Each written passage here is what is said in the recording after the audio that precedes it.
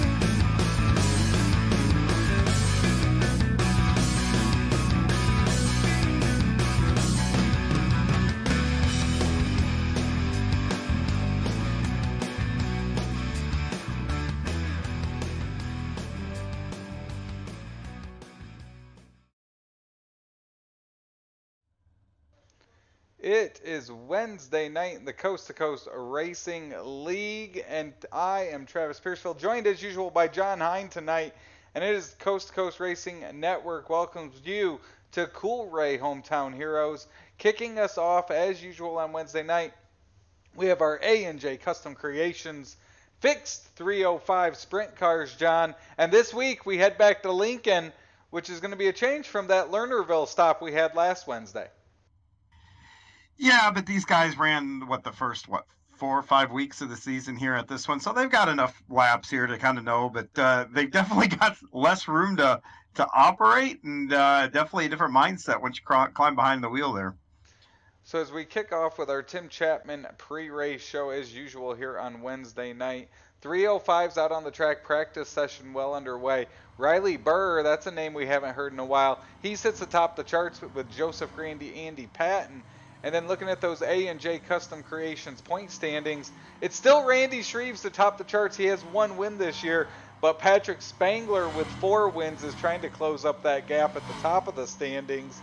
And coming back here to Lincoln, this is definitely a track that adds some difficulty, and you've got to think Patrick Spangler comes in here welcoming the chance to try to pick up some ground on the leader.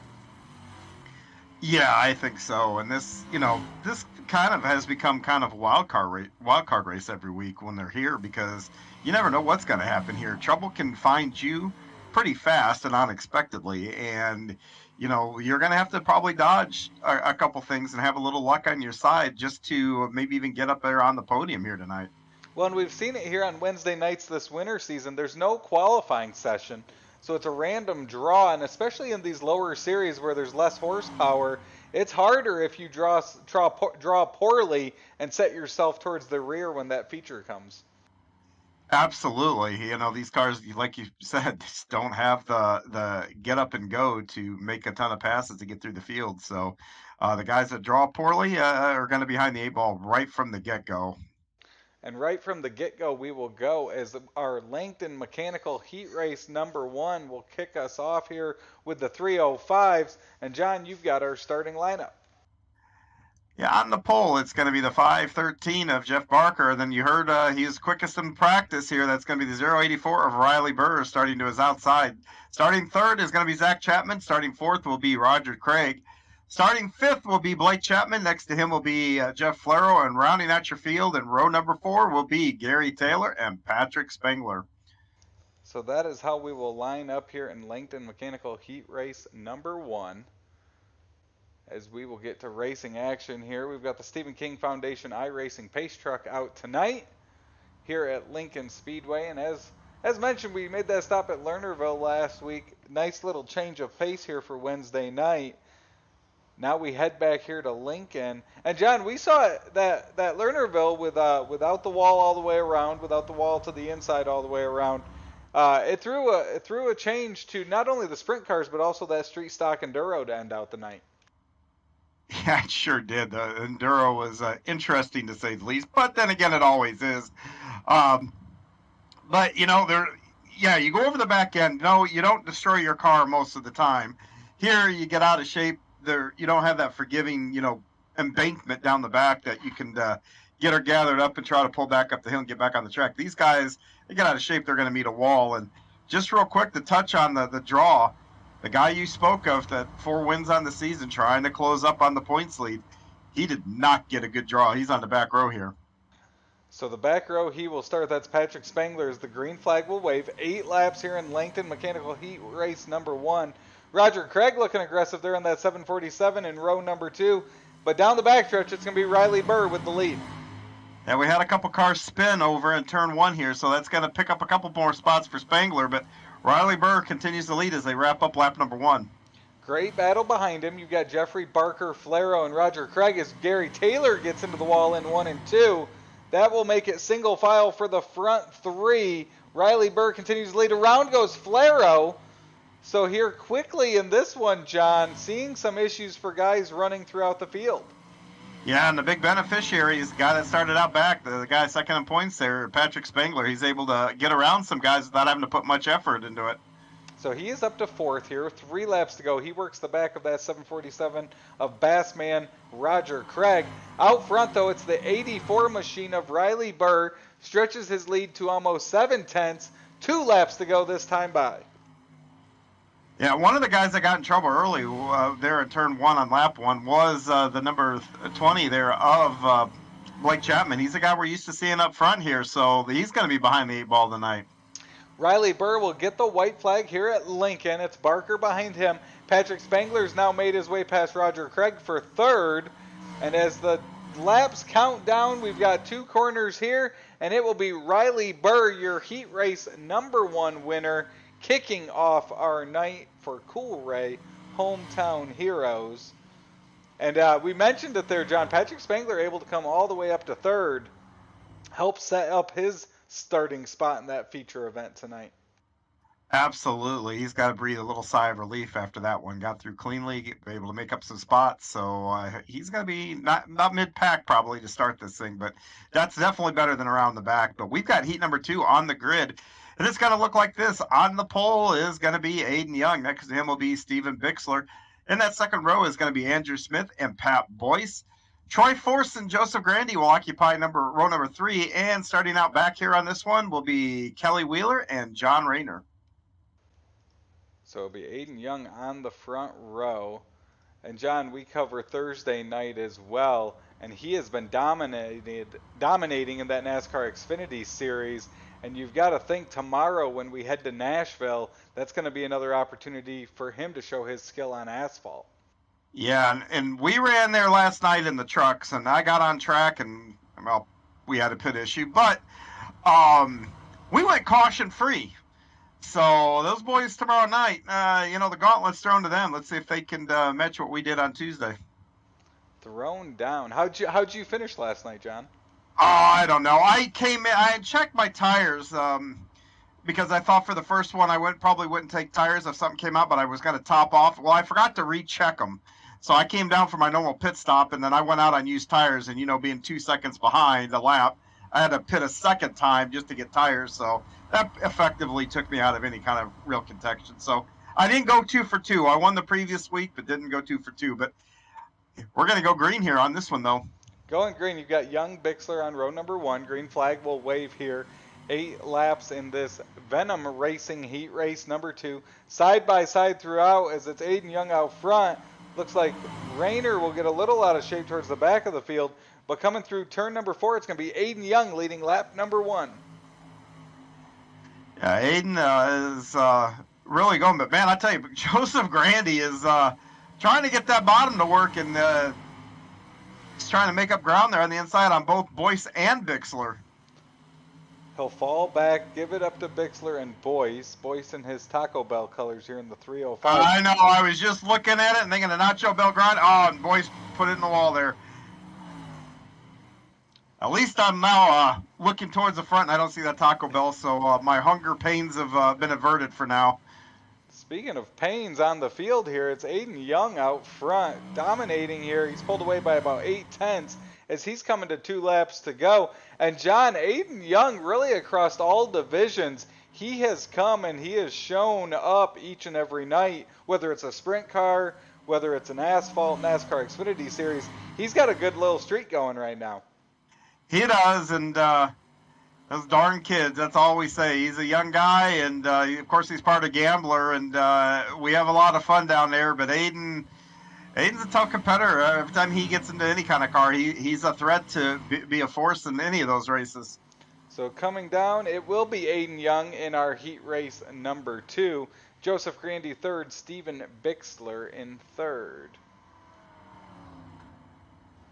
So 2 heat races down, 1 to go, John, and it looks like our points leader is going to line up 6, so he's going to be in a similar position as Patrick Spangler was, but you've got the entire lineup. Yeah, and it's going to look like this. On the pole is going to be Kurt Schatzer in his 218. Next to him will be the Nathan Aldridge machine of the 514. Brandon Dittmer and G.J. Boydell occupy the 2nd row, and then Randy Patton will start 5th, and the aforementioned Randy Shreves, our point leader. He's going to start outside row number 3 in position number 6. And then out back is going to be Connor Ross and Steve Maurer.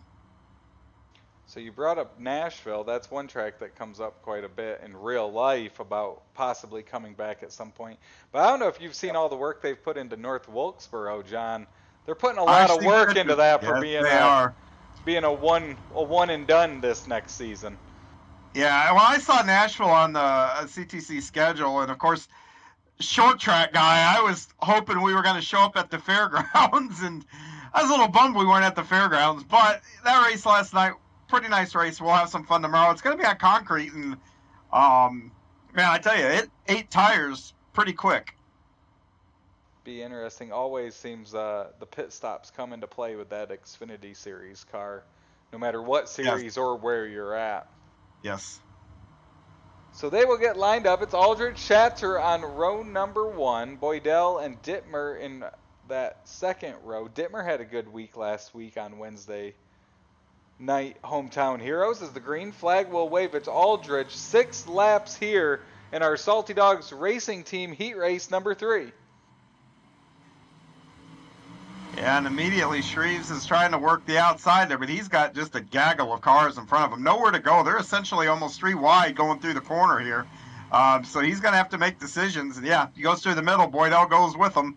Oh, and Schatzer gets around and goes over, and so does Connor Ross, and the big check up there. And, that's going to be Moose Shreve up a couple spots there. Shreves actually made contact with Andy Patton there. He was able to keep it straight. Andy Patton was not as lucky. But out front, it's Nathan Aldridge. He leads Brandon Dittmer and G.J. Boydell as they've separated themselves from some of those cars that got caught up into that Turn 2 incident. But out front, it's Nathan Aldridge with Brandon Dittmer trying to chase him down. Yeah, and those guys, the track's got a little more wear into it, so I'm thinking now that, you can probably move around a little bit and maybe find a better line. It wore in here pretty quick, so this is some good racing here. Dittmer is all over the back of Aldridge. Trying to find something, running a little bit higher than him on corner entry. He'll cross it over, move to the inside on corner exit. White flag waves, and Dittmer makes a move for the lead through 1 and 2. Yeah, and he forces Aldridge up, and Aldridge caught the wall. Dittmer kind of let up a little bit, let him regain the control there. Oh, now Aldridge scraped a bunch of speed there as we come to the checkered flag. Nice race. Good race there, close race. It's 9/100ths of a second, Nathan Aldridge over Brandon Dittmer. And with that, we will move on to our Oswego Speedway race intermission, as we have 3 minutes here for warm-up prior to our feature event. And really some good racing there in our heat races. Brings on some promise with our 305 feature event coming up next, John. Yeah, and track's wearing in pretty nice, and it'll be interesting because both our point guys are going to be starting back in the feature quite a bit. I'm looking here now, and Randy Shreves is going to start 12th, so he's going to be in a hornet's nest just to begin with. And then Spangler is going to be a little better off, but he's going to start 7th, which is not a bad starting spot because you're on the bottom. Being on the top would make me a little nervous on the start here. Guys seem to either want to over-rotate or it's real easy to catch that wall down on 1 and 2. So both these guys are going to have a little bit of work, but definitely Shreves is going to have more work than Spangler. Here in this intermission session, it's Connor Ross atop the charts with his best time. Joseph Grandy 2nd, Randy Shreves 3rd, so he's got a fast hot rod there. Aiden Young 4th, and Riley Burr in 5th.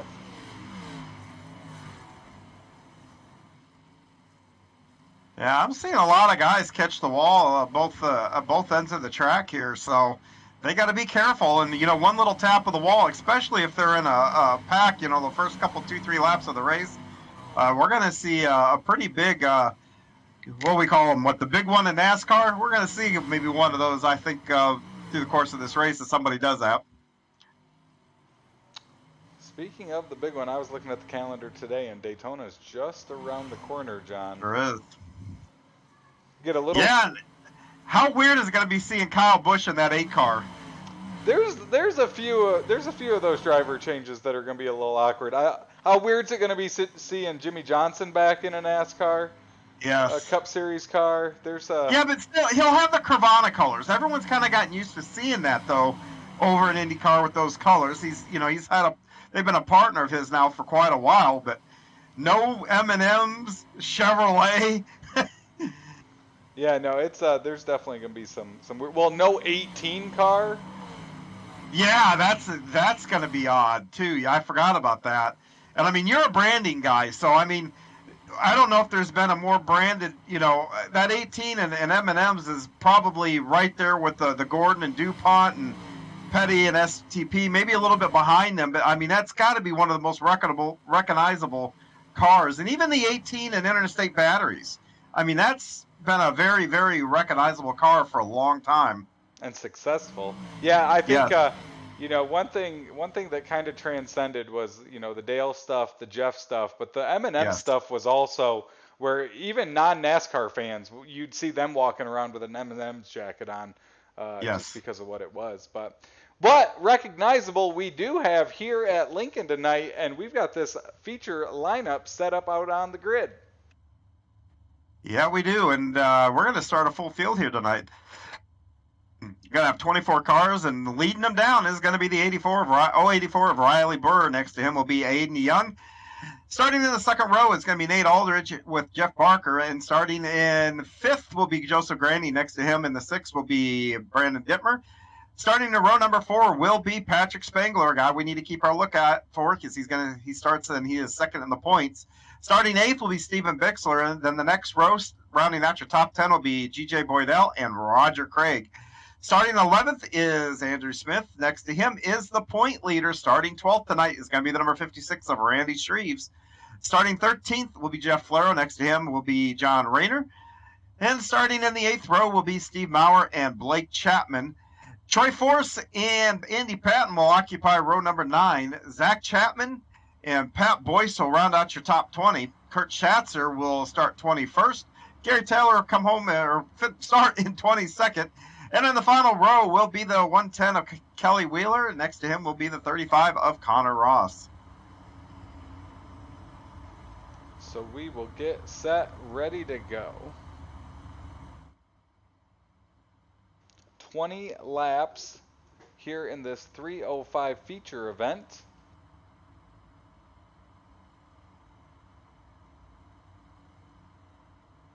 Well, I was to finish up our conversation real quick. Sure. I saw a bunch of Cheddar's Kyle Busch advertisements, and it was just weird. It was throwing me off. Well, he's always had different partners, but like I said, that 18, the M&Ms, and I mean, you forget Elliott Sadler had M&Ms, Schrader had it, but anyway, we're ready to go green here. Green flag will wave. Burr, Young on that first row, Nathan Aldridge, Barker in row number 2 as they make their way through that treacherous turns 1 and 2. 3 wide back in the pack. Great battles throughout. Oh, we got one upside down. Looks like Stephen Bixler's now going over.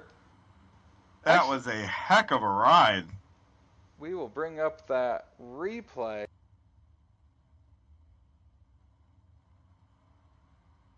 Oh, and Nate Aldridge just sitting sideways on the front stretch, too, so I think we might have had a couple incidents happen here.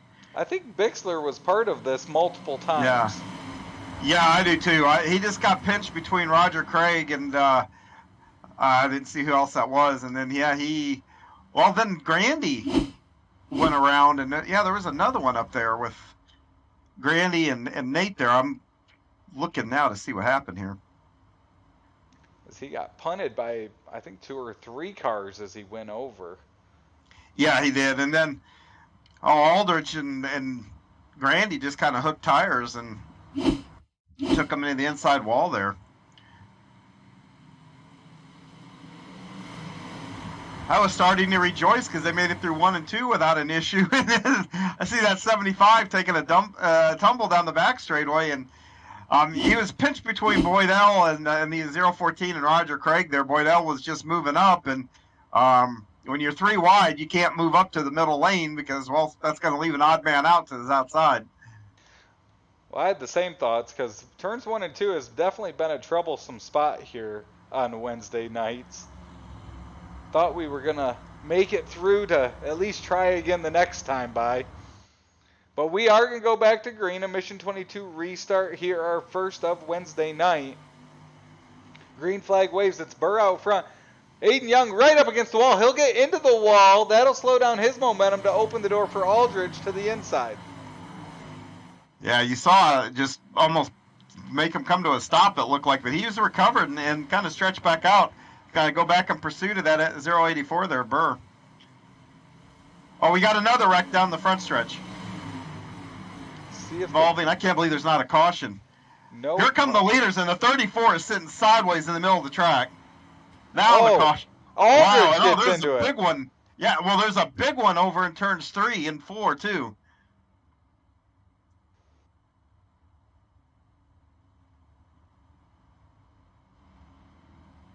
So once again, we got a couple things we got to look at here. I'm going to take a peek at the Gary Taylor incident first. As we watch Randy Shreves, looks like Randy Shreves just got in there a little hot, slid up into the other car there. I believe it was the 79 of Andrew Smith. Yeah, and Gary Taylor and then Connor Ross just got into it and ran him to the inside there and took out Grandy. And you said Randy Shreves is involved in the other one there? Yep, Randy and I think Andrew Oh, yeah. Smith. Yeah, it looked like he got in hot, and you nailed it. Just got sideways trying not to kill Andrew there. Well, he did hit Andrew, and it hit him sideways. And sitting sideways in the track with about 15 cars coming along usually doesn't end well, especially on a track this tight. So eventful here start to this 305 feature event. Of course, our 305s presented by A&J Custom Creations. Race control here for the 305s, John Rayner tonight.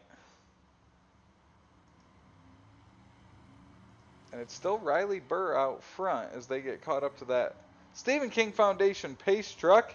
And it looks like we're going to go green next time by, John. Yeah, and a couple of guys had to come in, take their quick repairs, and all. It looks like the pace lights are coming back on because of the guys trying to peel out of the pits.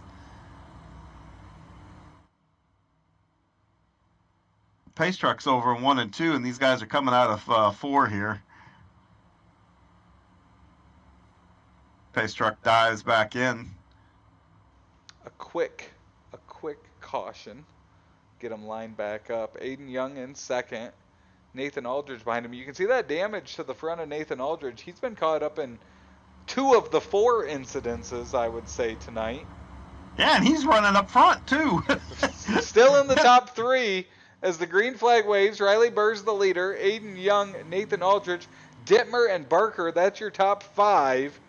And I was going to mention this last time, John, and it appears to be the same here as they get a little bit more spread out. A lot of the tight battles are up towards the front as the guys in the back are trying to get single file and get racing. Yeah, I mean, a good battle for third. Dittmer just took it away from Aldridge there, and they're 3 wide now for fourth. It's going to be Barker in the middle of that sandwich, Aldridge to his outside, Spangler to his inside.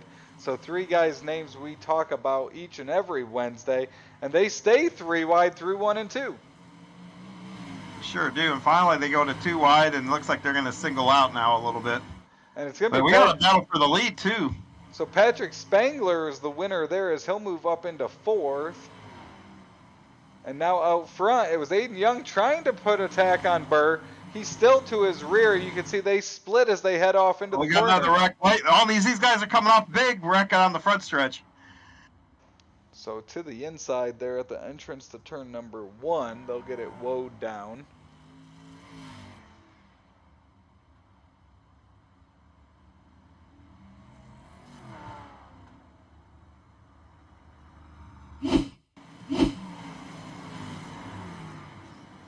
I don't know who all that had involved there, but looks like Connor Ross slid up across the track into the wall, and 4 cars behind him may have just I don't think they were expecting it. Yeah, I don't think they were expecting a car to fly across the front of them. Oh yeah, Connor had a great run down the backstretch on him, and then he just pushed up the track, and well, no, the 2 guys when they Connor cleared him with a lot of room to spare, but I think you might be right. It spooked them a little bit because they saw Connor get into the wall, and I think what happened is the 44 probably kind of tried to move down a little bit to not hit that Connor Ross car, and there's folks down there. Yeah, I think that's exactly what happened there. The first time I watched it looked like it spooked them a little bit more than maybe it did. Yeah, well, I think it did both, to be honest with you, because I've been in cars, and all of a sudden you got a guy that you think you're clear all forward, and all of a sudden a guy comes flying across your nose. You have a moment of what? Well, green flag's back out. Burr continues to lead. 13 laps to go here in our 305 sprint feature event. Aiden Young remains up top. Brandon Dittmer behind him as there's Boydell goes around. We've had a lot of incidents here already, and this is the first one in turn 2. I'm kind of surprised. We'll take a look at that replay and see what exactly happened. It looks like Boydell entered one with plenty of room. I think he might have had some help. It looks like he and Flaro got together. Yeah, Flaro just drove right into the back of him there. I'm sure that he was carrying more speed than Boydell, and didn't expect that closing rate to be what it was and just went in there and tagged Boydell, and Boydell went around. So our fourth caution of the night, that means our fourth Mission 22 restart. Of course, all our green flags this winter presented by Alex and Olivia's fight against childhood cancer, or race against childhood cancer, excuse me.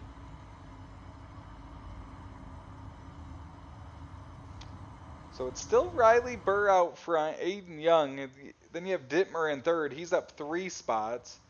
Our hard charger so far is Andy Patton. He's up 8 spots from 18th to 10th, and he was actually a part of our first caution. And John, we've gotten to the point where if we had a list of all the guys that had been in an incident tonight, it'd be a pretty healthy list. Yeah, it sure would, and that shows you this track's small, and you know a lot of things happen here. You get caught in stuff, and I said it on the top of the show. You're going to have a little luck here to probably win this race. So green flag comes out. It's Burr out front. Still got Aiden Young behind him. Dittmer up against the wall as they'll head down the backstretch through 3 and 4. And there's going to be 11 laps to go this time by. Yeah, and I'll tell you, look who's sitting there in that 5th position, moved up pretty nicely through the field. Spangler now up into 4th as he gets by Barker. And the leader's into the wall. That'll slow down his momentum. Aiden Young will have a chance. Oh, they make contact. Yeah, and he blocked him to prevent Aiden from it.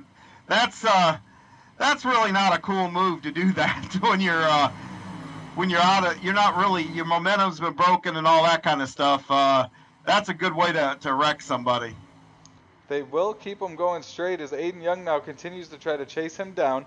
Aiden Young's moved to the inside of the track through 1 and 2. Dittmer's still up against that wall in 3rd as they continue to try to work on Burr. 8 laps to go this time by. Oh, and Aiden has a problem getting off of turn 2 too.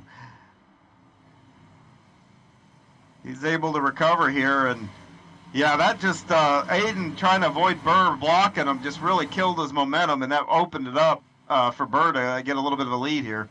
So Burr has a little bit of a lead, but he is coming up to a car at the tail end of the lead lap. As Dittmer continues to try to work on Aiden Young, that's a great battle for 2nd. And Spangler is about to join that battle for 2nd here before too long. 6 laps to go. It's still Riley Burr out front. He's moved down to the inside in 1 and 2. You have Aiden Young and Brandon Dittmer up against the wall, and Patrick Spangler to the inside. He's currently running 4th, trying to continue his move up towards the front. Oh, Burr turned the lap car. So the front gets packed up as Aiden, yeah. Aiden Young has closed that gap. See if he has a room. He has the momentum on the outside. And really that top 5 is closed up here with 4 laps to go.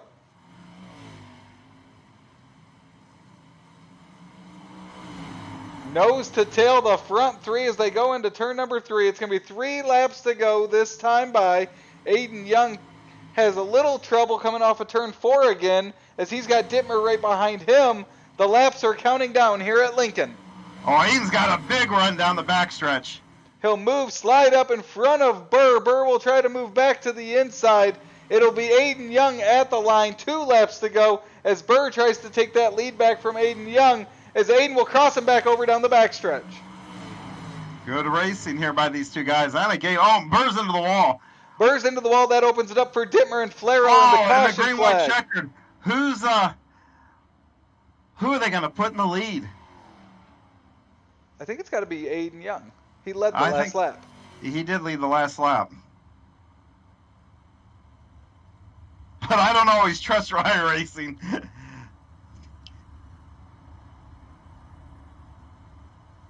I think that incident might have been Zach. It appears that it is Aiden Young will be our leader on this next Mission 22. And I'm not seeing the caution. Well, Zach Chapman has appeared into the pit area here. I didn't see if he turned. I was watching that battle for the lead. He flipped in turn 2. He clipped the wall at the end there of turn number 2 and went right into the pits.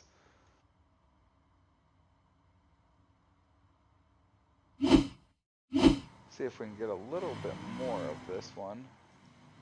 And he'd already left the track. Oh, yeah, he did. So a green-white checkered here for our first feature of the night, John. Hold on to your hats. And we've seen some tight, hard racing at the lead here these final probably half dozen laps. As Aiden Young will lead us to green. Green flag waves. As he will take on Dittmer now, trying to attack Burr as he's to the outside still. Some momentum there. Flaro down to the inside. 3 and 4. It's going to be the white flag out front, and the caution flag will wave. Yeah, looks like Maurer was involved in this one. And Burr just tagged the front stretch wall pretty hard when he lifted.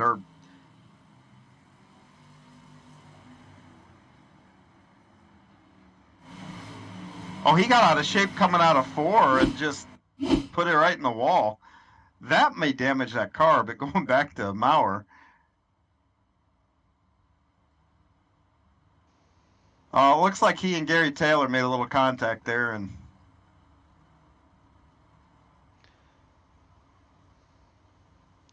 John, I don't want to create storylines, and I know you have to be careful because you race with some of these, but I feel like maybe there's some tempers kicking up here at the end of this one. Well, I'm sure. You've had a lot of cautions, so it's stop and go, stop and go. So first of all, as a driver, you get frustrated there. Then, some of the rooting and gouging and some of the driving that I've seen here tonight would be right up on the line of what I would call acceptable. Just from a etiquette standpoint, how, what your expectation from other drivers and stuff like that. So sure, and it's a short track. I mean, it's expected. Well, and a great finish is expected here now as we will make another attempt at this green-white checkered. Aiden Young, your leader. Riley Burr second, Brandon Dittmer third, Jeff Flaro fourth, Patrick Spangler fifth.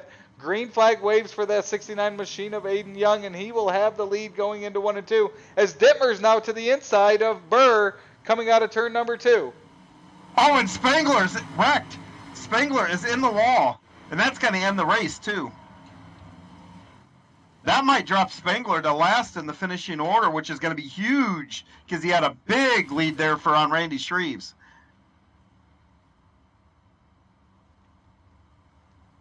So letting it cycle through.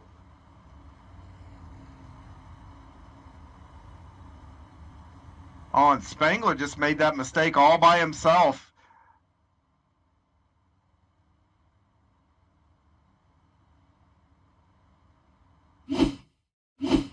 Yeah, Spangler's to the back, so that just cost him. And he just continued to slide up the track there into that wall.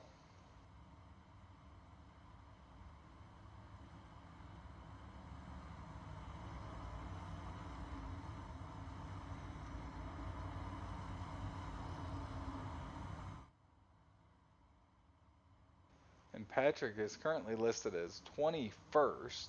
Oh, he'll move up a spot, 20th position. Yeah, that's huge.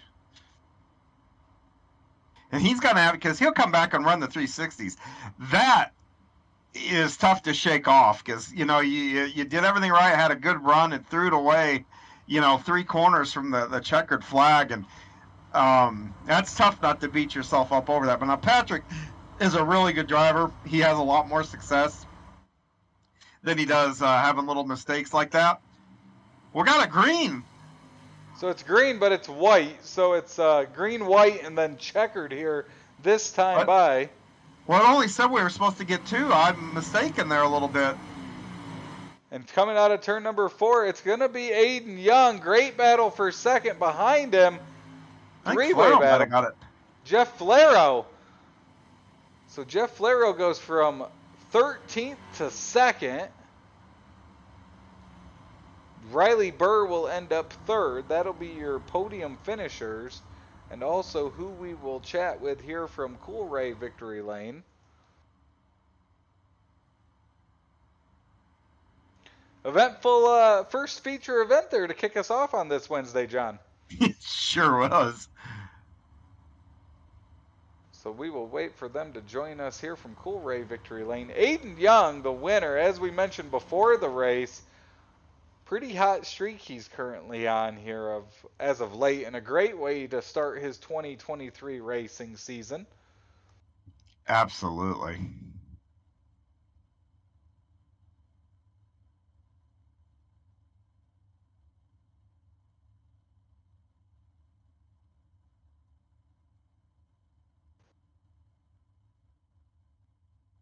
And I don't see Riley Burr in Discord, John, so I'll throw it down to you. John has our second place finisher, Jeff Flaro. Hey, Jeff, this is John. You need to unmute your microphone.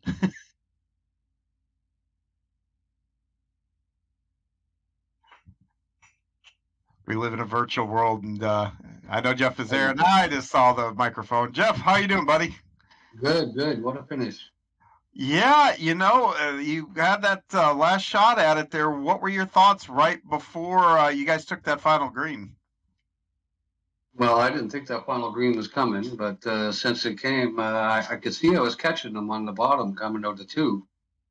So I tried to use that to my advantage. Well, it worked. You got a good run, and you're able to take home second. I'm glad I'm not the only one that I was on the broadcast thinking, well, it's over.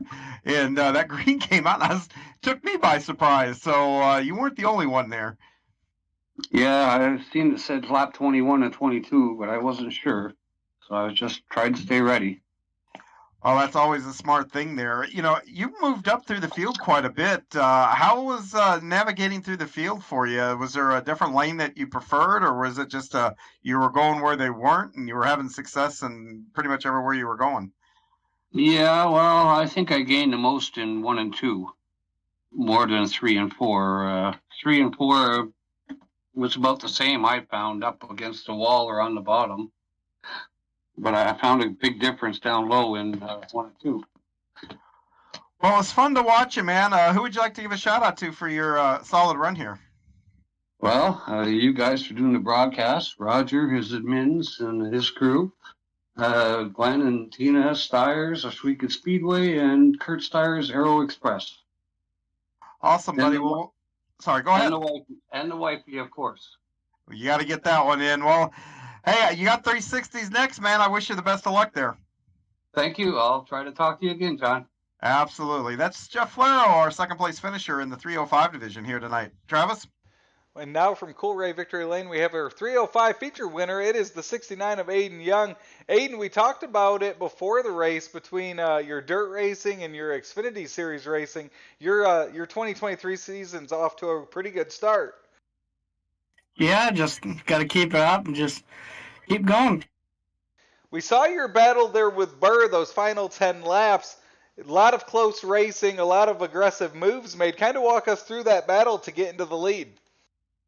Yeah, I just knew I was getting a better on exit and I had to do something. I'm not one for sliders, but I can make them when I need to. And then you had to hold off. There are a couple late lap cautions. You had the control, so that's an advantage. But what were you trying to do those last late cautions to make sure you held on to that lead? And just try to get the jump and stay smooth. Well, a great race, a fun one to watch, Aiden. Congratulations on the win. Any sponsors you want to give a shout out to tonight?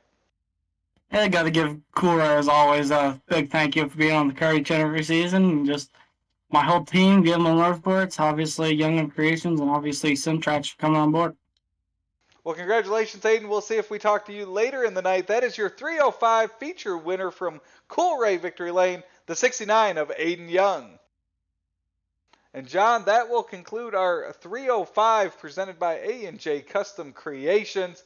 We're going to take a quick commercial break. When we come back, Coolray Hometown Heroes continues, and we have the Salty Dogs Racing Team 360 Sprints here from Lincoln. We will be back after this quick commercial break. It's Florida in February. Kick off 2023 with the Dirt Car Nationals at Lucas Oil Speedway Park. Sprint cars, late models, and modifieds at the world's fastest half mile. World of Outlaw Sprint Cars and Dirt Car UMP Modifieds February 6th through the 11th. World of Outlaws Late Models and Super Dirt Car Series Big Block Modifieds February 13th through the 18th. Tickets and camping at dirtcarnationals.com. February 6th through the 18th at Volusia Speedway Park. Be there.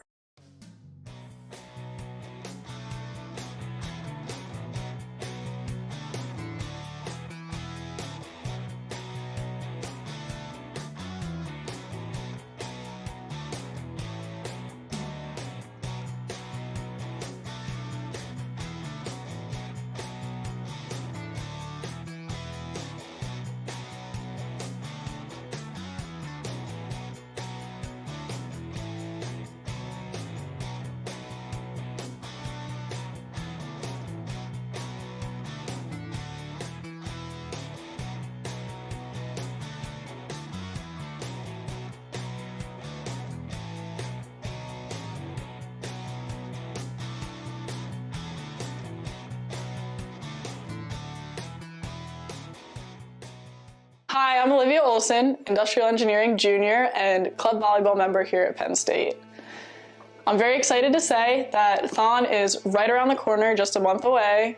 And for those of you that don't know, Thon is the largest student-run philanthropy in the entire world. They're committed to raising funds and supporting those who are affected by childhood cancer. This year, Thon is taking a very different meaning for me. Last March, just as the weather was getting ready to turn, we were all super excited to go play some more outdoor volleyball. One of my best buddies, Jesse King, went home for a routine checkup. Fast forward 60 days later, and he's just waking up from a medically induced coma. 6 months later, he's just being released from the hospital after being diagnosed with non-Hodgkin's lymphoma. Now, kid's a fighter. He made it through chemo, radiation, and he's currently battling his way through extensive cognitive and physical therapies. He's doing great. He's finally letting out some of that personality that we've all been missing for so long. Luckily, the King family, thanks to Four Diamonds, has yet to see a medical bill. There are a lot of families that can say the same out of all the good that's come out of this. So if you would like to join me and club volleyball in the fight against childhood cancer, please click the link to donate. Any size donation makes a world of difference for the King family and families alike. If donating at this time isn't the best option for you, please, please, please, please share this video, because the more eyes on it, the better, and every dollar truly does make a difference. In addition, any thoughts, prayers, good vibes are always greatly appreciated, because we just want our best buddy back at school with us. All that being said, please always remember to never take anything for granted. Tell the people around you that you love them loud and often, and even the smallest acts can make a world of difference. Many thanks and lots of love from me and the club volleyball family and all of those being supported by Thon and Four Diamonds.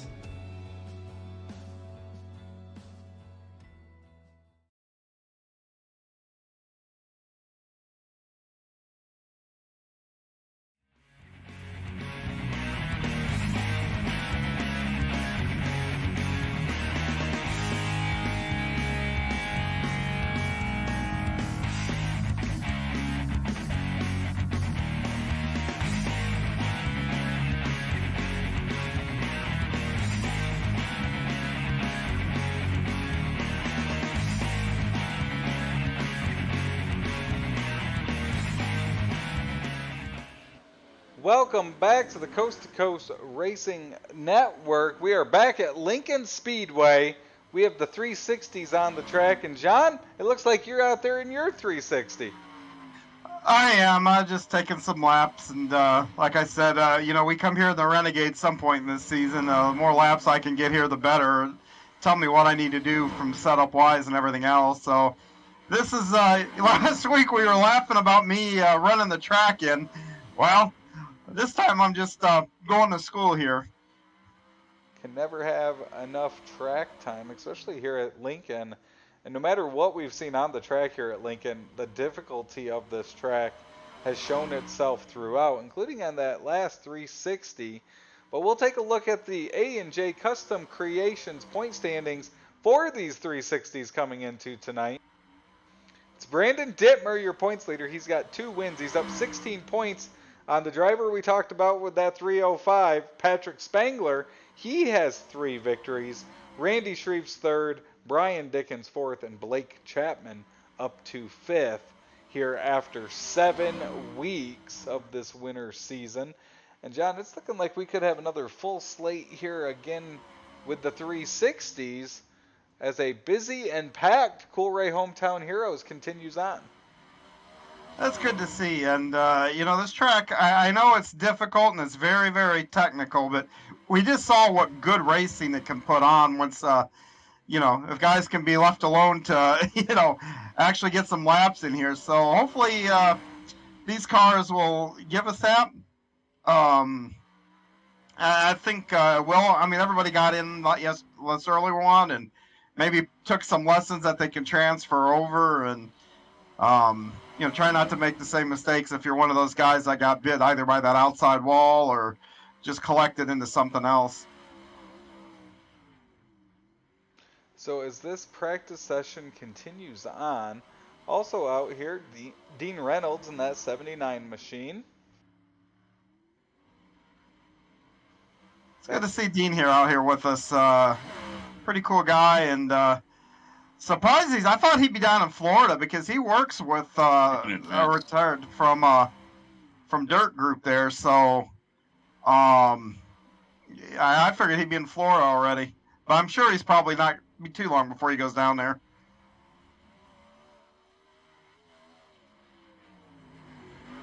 So our practice session continues on. You see John out there. John's currently 6th fastest during his test session. It's Joseph Grandy atop the charts.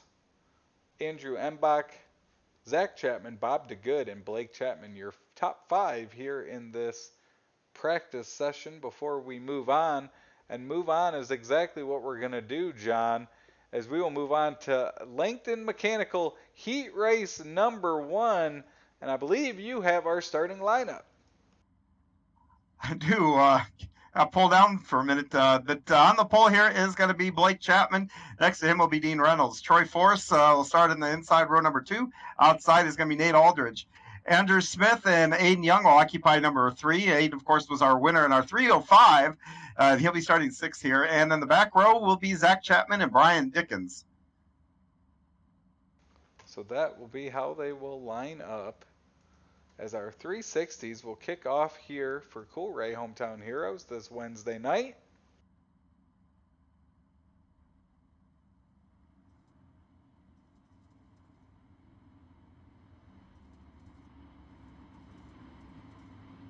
It'll be interesting to see here. We just saw Aiden come from the back, or not come from the back, but just win the 305. But I believe he started maybe on that front row of his heat and whatnot there. So this is going to be the first time tonight Aiden's been in traffic here.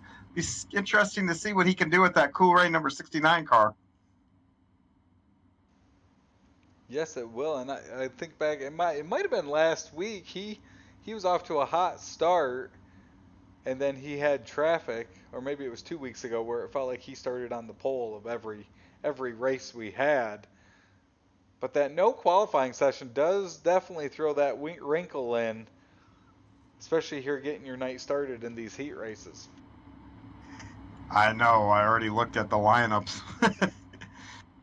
So this lineup will kick off with Chapman and Reynolds, a little purple on that front row here for Langton Mechanical Heat Race number 1.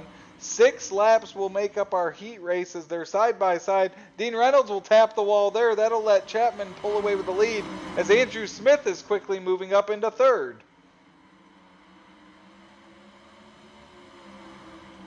Andrew Smith is working that bottom there. Aiden Young goes over. As Smith works the inside of Nathan Aldridge, Chapman able to set sails out front. 4 laps to go. Dean Reynolds 2nd, Nathan Aldridge 3rd, and Andrew Smith in 4th. Yeah, and I've looked back at that Aiden Young deal, and he did that on his own. And I tell you, you don't see that kid make too many mistakes, and that was a big one. 3 laps to go. It's still Chapman. He has about a 1.5 lead. You got to go back to Dean Reynolds there in second as Nathan Aldrich tries to chase him down.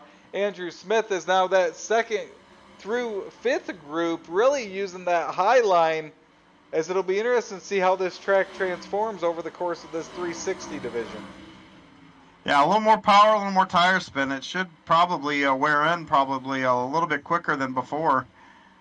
Plus, I think we got a couple more cars here than what we did before. No, I think we got the same amount. So out of turn number 4, it's going to be Blake Chapman, your winner here in Langton Mechanical Heat Race number 1. Dean Reynolds second, Nathan Aldrich in third.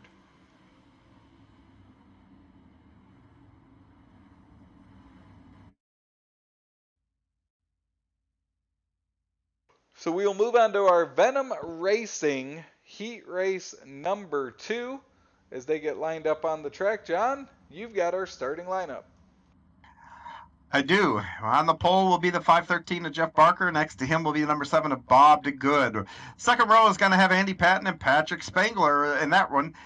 Row number 3 is going to have Stephen Bixler and Joseph Grandy. And rounding out your field is going to be Pat Boyce and Randy Shreves.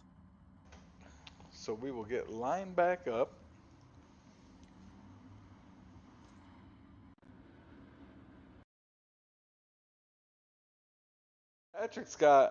He's moved about half the way back up from where he started in his 305 heat race.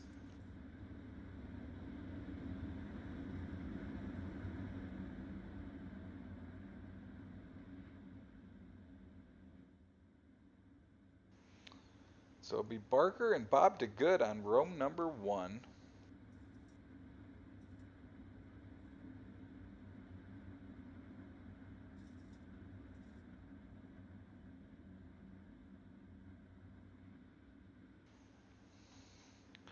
As that Stephen King Foundation pace truck moves on to the infield.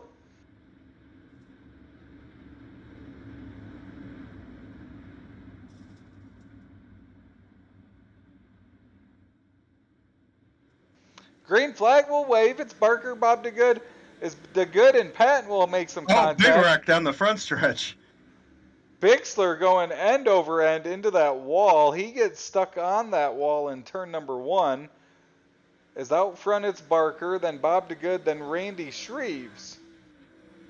And talking about benefiting there, Randy's going to go from 8th to 3rd in 1 lap, John, and now he's working on 2nd.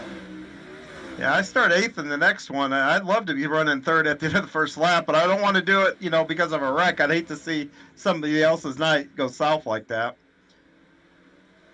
This Randy Shreves will move into that 2nd spot over Bob DeGood. Now he sets his sights on Barker, who's got a 2nd and almost a half lead. As we've got 3 laps to go. Patrick Spangler now rebounding. He's moving on Bob DeGood. He's trying to move up through the field as well. Yeah, and it's funny. Just even the eyeball test, you can just see without seeing the speed inside the car or whatever. You could just see the more power these cars have. It's unbelievable the difference between the 305, 360. As you see Patrick Spangler trying to chase down Shreves as they'll go through 3 and 4 one final time. And Venom Racing Heat Race number 2 will go to Jeffrey Barker. Not by much. He got loose coming out of 4, kicked that back out, and it really killed his momentum. Well, with that, we will move on to our Salty Dogs Racing Team Heat Race number 3, which we'll have our in-race reporter. But on that front row, it's going to be Gary Taylor next to Brian Moore Sr. Row number 2, it's Bassman Roger Craig next to Andrew Embach. Jeff Flero and Jeffrey Kemper make up row number 3. And rounding out that field, Brandon Dittmer and our in-race reporter, John Hine. So, John, you're lined up back there with Dittmer, another guy that can move up through the field. Looks like he still has his piece of junk 360 for sale. Yeah, I got my teammate in front of me here. Fleros is inside, and then Jeff Kemper, my teammate's on the out. So just going to take it easy here. And I mean, everybody makes it in the show, so no sense in trying to fence it or fence somebody else trying to cut through the pack here. But I'll say this, both heat races now, as someone that's, take you inside the seat here, both heat races, we've seen trouble with some of the top guys on those first couple of rows here. So, having watched the races, guys like me that are, get the bad draw or towards the back, we have to be aware of that. So, going into turn one, you really want to be careful and really be paying attention to what guys, and you're not even looking in front of your car. You're actually, strange as it sounds, you're watching the other cars while you navigate the corner. And that's can get kind of hairy at times doing that. Well, you will have plenty of opportunities here as you'll lined up in row number 4. Out front, though, it is going to be Gary Taylor and Brian Moore Sr. leading us to green. And that green flag waves. It is Taylor out front, Moore to his outside as they head off into turn number 1. Roger Craig in the middle of the track there. He'll slide up, make contact. Looks like Jeff Flaro's up into the wall possibly there. Yeah, I called that, and that's exactly, I saw Roger going on. We got more trouble on the front stretch. Flaro and Roger got into it. Flaro will get going. So quickly, John, you're up into the top 4. As Brandon Dittmer is also now up into the top 3 as he's working on Moore. He's trying to move up into the top 2. Dittmer looks to work. Oh, and the second and third there got big contact. So Dittmer will look to the inside as he and Moore. Ooh, Roger Craig and Kemper make contact right behind John Hine. Yeah, they got me too. I don't know what happened there, but I felt some big contact. So Dittmer will make a move for second now. That sends Moore back to third. Dittmer up to second after starting 7th.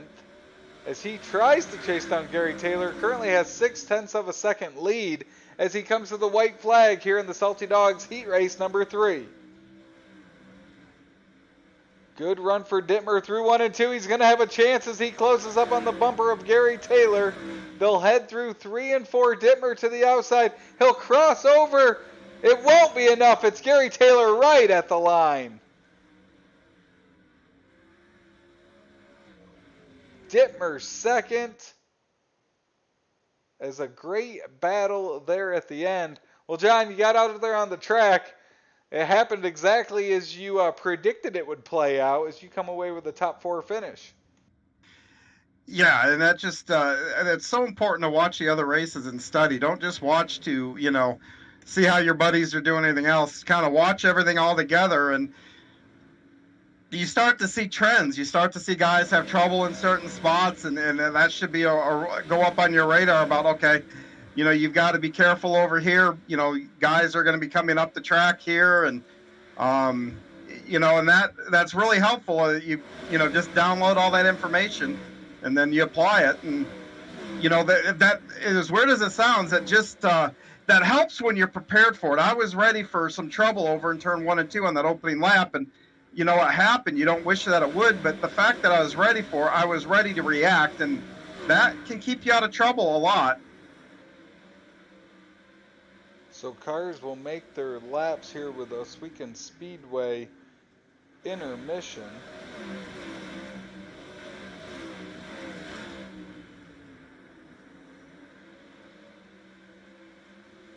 As you see, it's Andrew Embach atop the charts here with his best time so far. Brian Dickens second, Joseph Grandy third, Blake Chapman in fourth, Zach Chapman in fifth.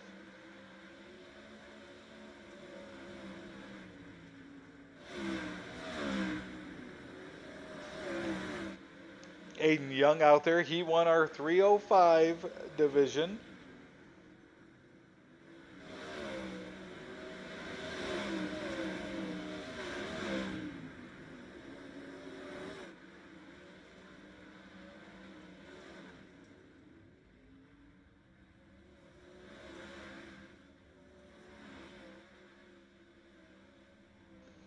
as we watch some of those guys start to wrap up their This track is really not worn in like the other. So I was wrong there. And I guess maybe it's, the sun is starting to set here, and believe it or not, the weather conditions will affect the track conditions.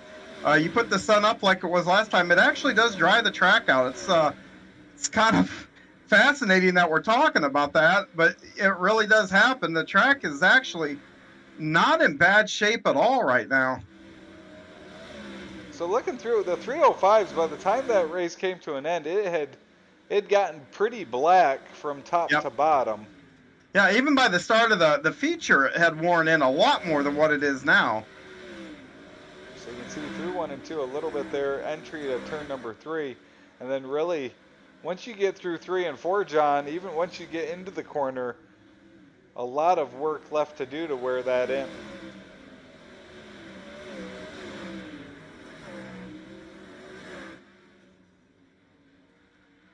And our Oswego Speedway intermission session will come to an end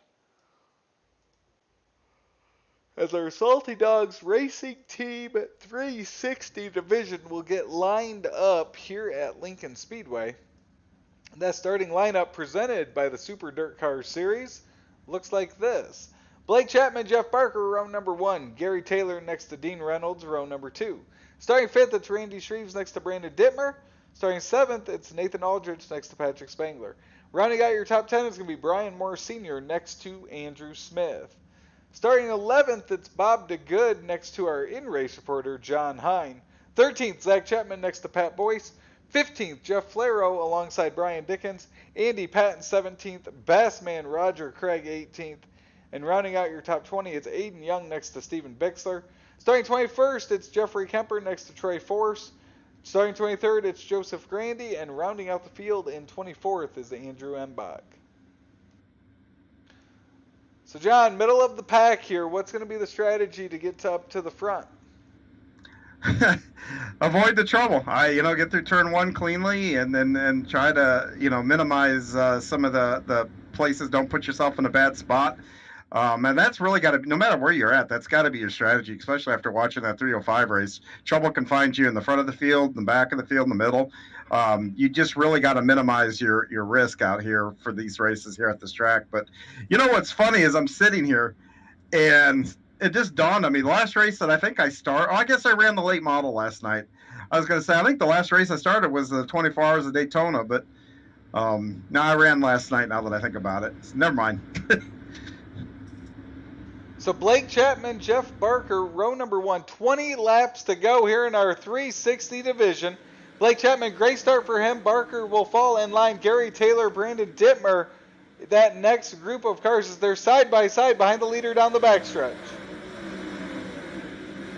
So Gary Taylor will hang on to and take over that second position. Barker and the first caution will wave.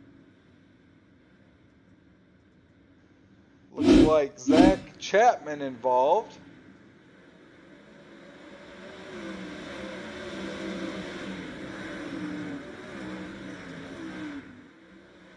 As it looked like he was just trying to stay off that Andrew Smith machine as he was to the inside. Caught that inside wall, nowhere for him to go. Zach Chapman is someone that we see down on that bottom side, a bottom feeder here, quite often. Yeah, Zach likes running the bottom. More security, he says down there whenever I talk to him. But he's good at it. He can make that work, and so that's a bummer for him. So we will have our first Mission 22 restart of the night. Of course, remember all our winter season green flags presented by Alex and Olivia's Race Against Childhood Cancer.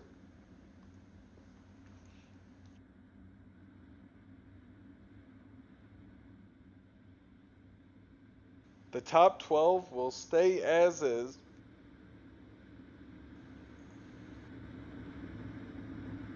As the Stephen King Foundation pace truck pulls on off, it's Blake Chapman, Jeff Barker leading us back to green. Single file this time. Chapman will take the green. Good start for him. Barker will fall back in line. Back to Gary Taylor in third. Dean Reynolds runs fourth. You got Dittmer And Reynolds will make contact. That sets off Dittmer there for a moment, and now he's in the clutches of Patrick Spangler. As it Nate looks like Aldridge was in the wall, Nate- 3 and 4. Nathan Aldridge up into the wall. He'll fall back, stay up out of the way, so we will stay green. And now the caution flag will wave. And it looked like it was possibly A.D. Young in that 69 machine. Man, you talk about going from the penthouse to the outhouse. Oh, and he tried to avoid Nathan, and they just got hooked up. Well, that kid has been on a tear. You know, I hate to... yeah, you know, when you're having a string of bad luck, you feel like, man, I just need one night of good luck. Well, Aiden's on the opposite end of that spectrum. He's had a lot of really good runs, and there's that proverbial golden horseshoe. Maybe it isn't with him tonight. He's in the... Not in this division, anyway. Well, he's in the work area, and I don't know, John, that 305, we had some guys moving up through the field when there were opportunities there late. But he's definitely got his work cut out for him. And like you said, if you don't succeed in one division, just wait. There's another one coming right up after it. Absolutely. And then if you're really ticked at anybody, you can stick around and hope they enter the enduro race and then go rough them up there. I'm voting. I'm ready for aggressive John to come back on air, where there's that laundry list of people that have you marked as a target. I feel that way every time we start those things, but we're going back green here. Blake Chapman will lead us back to green. We do have the tail end of the field, not that far up in front of the leaders. As Spangler almost goes around, he will fall back to 8th. He'll keep it going straight, though, as now it's Moore right in front of our in-race reporter of John Hine, as he's 3 wide coming off of 4. Yeah, and I backed out of that because I saw that trouble coming. So green flag waves. We'll take a look at this replay. Yeah, I mean, I could be wrong from my standpoint, but from where I was, it looked like the 87, when he come up out of the corner, he just drove kind of up the track and didn't leave the guys outside a whole lot of room. And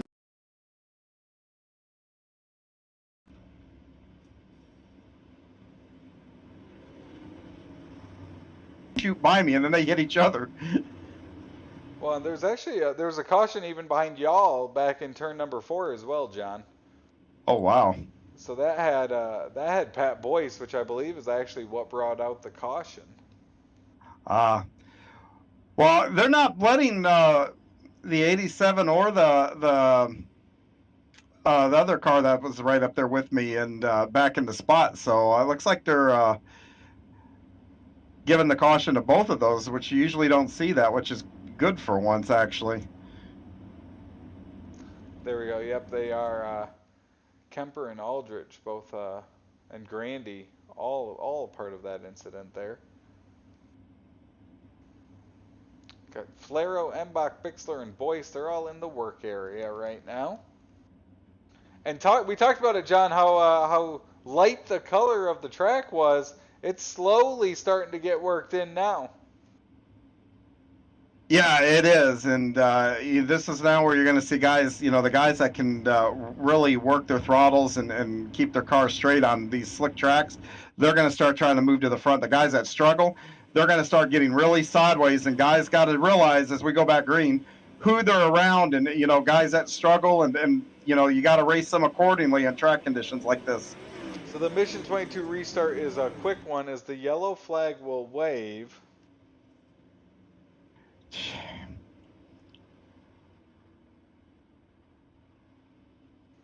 Not exactly seeing what may have happened there.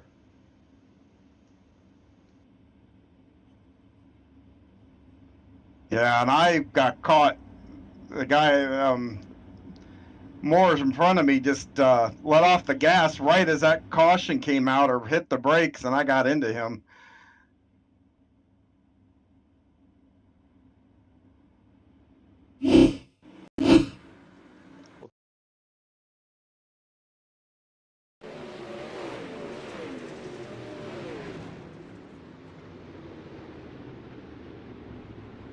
That sent you around a little bit there, John.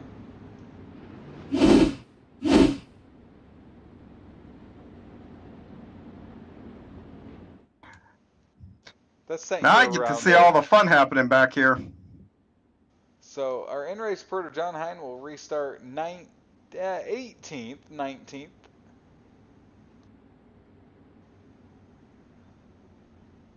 Back there you've got Randy Shreves, Jeff Flero, Pat Boyce, Joseph Grandy. Some fast cars there with incidences sending them to the rear, John. Yeah, and this is going to be an adventure. You know, I've been up there, worked my way all the way up to 7th, and you know what I was saying, though? You know, now you're back with guys that probably struggle a little bit under these track conditions, and you've got to pay attention to who you're racing, as it looks like we're coming back around for green. But it's a really tough to do because you got to get around them, and guys that, you know, struggle, it becomes really hard because they become very, very unpredictable to try to navigate. So green flag has waved. Blake Chapman out front still. Great battle for second between Dittmer and Barker there, as Dittmer's got that outside line, the preferred line over Barker. He'll take over that spot. And now Patrick Spangler tries to move up as well as he's working that outside line. John, it looks like that outside line's the preferred line to be in right now. Yeah, and I'm on the bottom. But yeah, you know, with these cars, you can get a good run off of there if you can work it right and get your right tire right on that cushion. I think we're going to have a caution. Nope, he collected it. Andrew Allenbach went very sideways over in 3 and 4. Well, we got one in the wall, and Roger Craig. So our in-race reporter, we were following you, John, and it was just it was basically following you through some wrecks. Yeah, Roger didn't hold his brake there, and we all know how I feel about guys not holding their brake when they get turned around. But we got around them, got a couple cars there, and you know, the thing is, this track changed quickly. So I mean, and this is where, you know, the more experienced and you know, drivers that actually, you know, I don't know what the word I'm looking for here, but when the track changes as quickly, what you did maybe even 5 laps ago no longer works. You have to adjust what you're doing. You have to adjust where you're lifting in the corner, where you're picking the throttle up, how you're picking the throttle up. There's so many things here that come into play to keep your car straight, keep it in a lane, and still be fast doing it. And guys that know how to do that and can read that kind of stuff and adjust accordingly, man, they are dangerous on tracks like this. They can pass almost anybody at will. But you know, you got to also balance that too. Laps are winding down, so I mean, you know, folks, we're almost halfway done with this thing here. So they go by quick here when they're under green. So you gotta be patiently aggressive. So our in-race reporter John Hine will line up 15th on this Mission 22 restart. It's going to be Blake Chapman, Brandon Dittmer, Patrick Spangler, your top 3.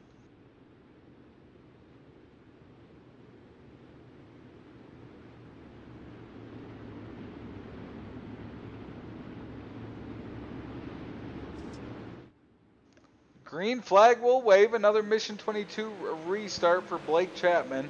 10 laps to go here at Lincoln. He's got a hungry Dittmer and Spangler behind him, as Dittmer has a run coming off of turn number 2, headed into 3. See if he's able to get up alongside Chapman and battle for that lead.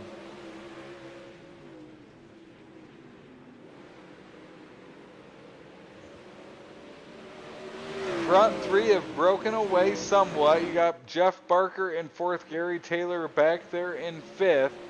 Great racing. Looks like there's maybe possibly Andrew Smith up into the wall back in the pack. Chapman will tag the wall. That'll open the door for Dittmer. He had to let off to stay off of Chapman, and now Dittmer's in the wall coming off of turn number 3.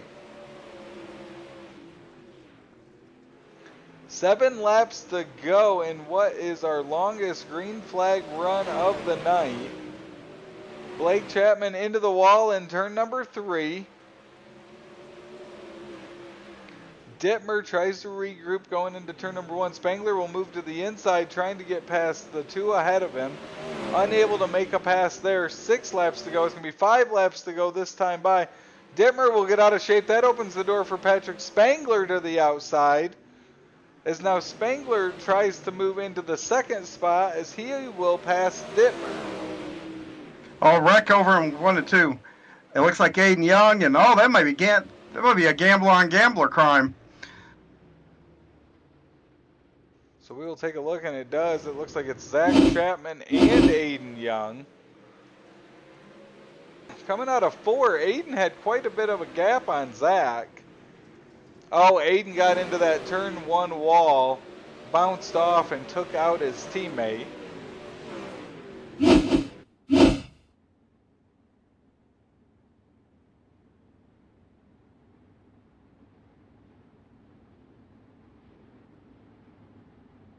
So our 6th caution of the night waves here in our Salty Dogs Racing Team 360 feature.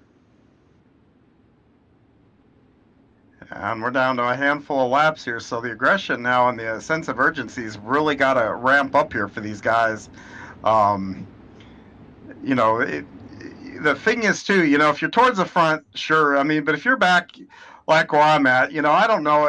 I'm not going to win the race from back here, so I've always had the mindset of, okay, just get these laps in. Let's try not to lose any spots. Let's not put, anybody in a bad spot or take any unnecessary risk for going from 14th to maybe 12th. So it's funny how your positioning really should affect your mindset here coming to the end here. So they will come to another Mission 22 restart. Blake Chapman out front. Green flag waves. Brandon Dittmer in 2nd. Patrick Spangler 3rd. Barker 4th. Taylor in 5th. 4 laps to go. It is Blake Chapman up front. He's got Dittmer and Spangler all over the back of him. 3 laps to go now here at Lincoln in our Salty Dogs Racing Team 360 event. Chapman will get into the wall, see if that opens the door for Dittmer to make a move for the lead. Oh, we got more contact. So, 2 guys went around there. I think Dean Reynolds was one of them. So another caution flag will come out.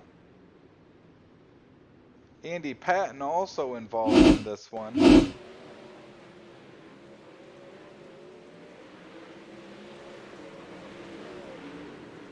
So that was Andy Patton and Embach.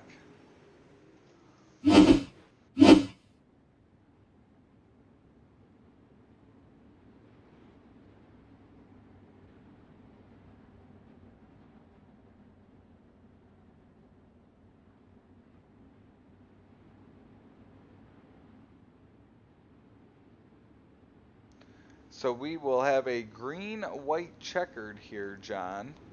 Just like we did with that 305, and that was a heck of a finish we had.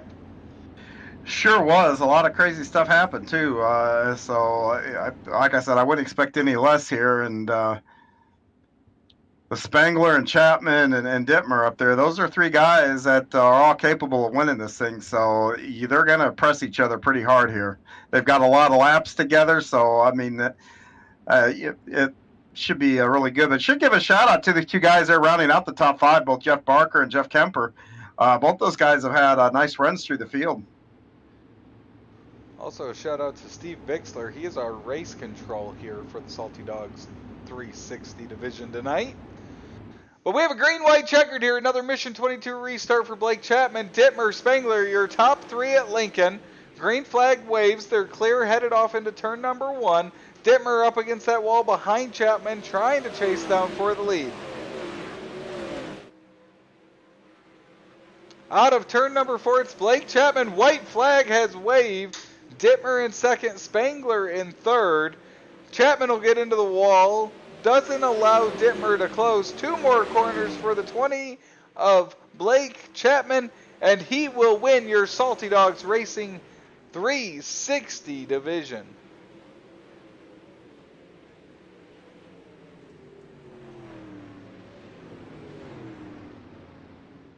So Blake Chapman wins, Brandon Dittmer second, Patrick Spangler third. Our in-race reporter, John Hine, you'll end up in ninth. I've got eighth on mine. That's what I thought at one Yeah. point. Eighth or ninth. I'll take either one, especially after being, 19th?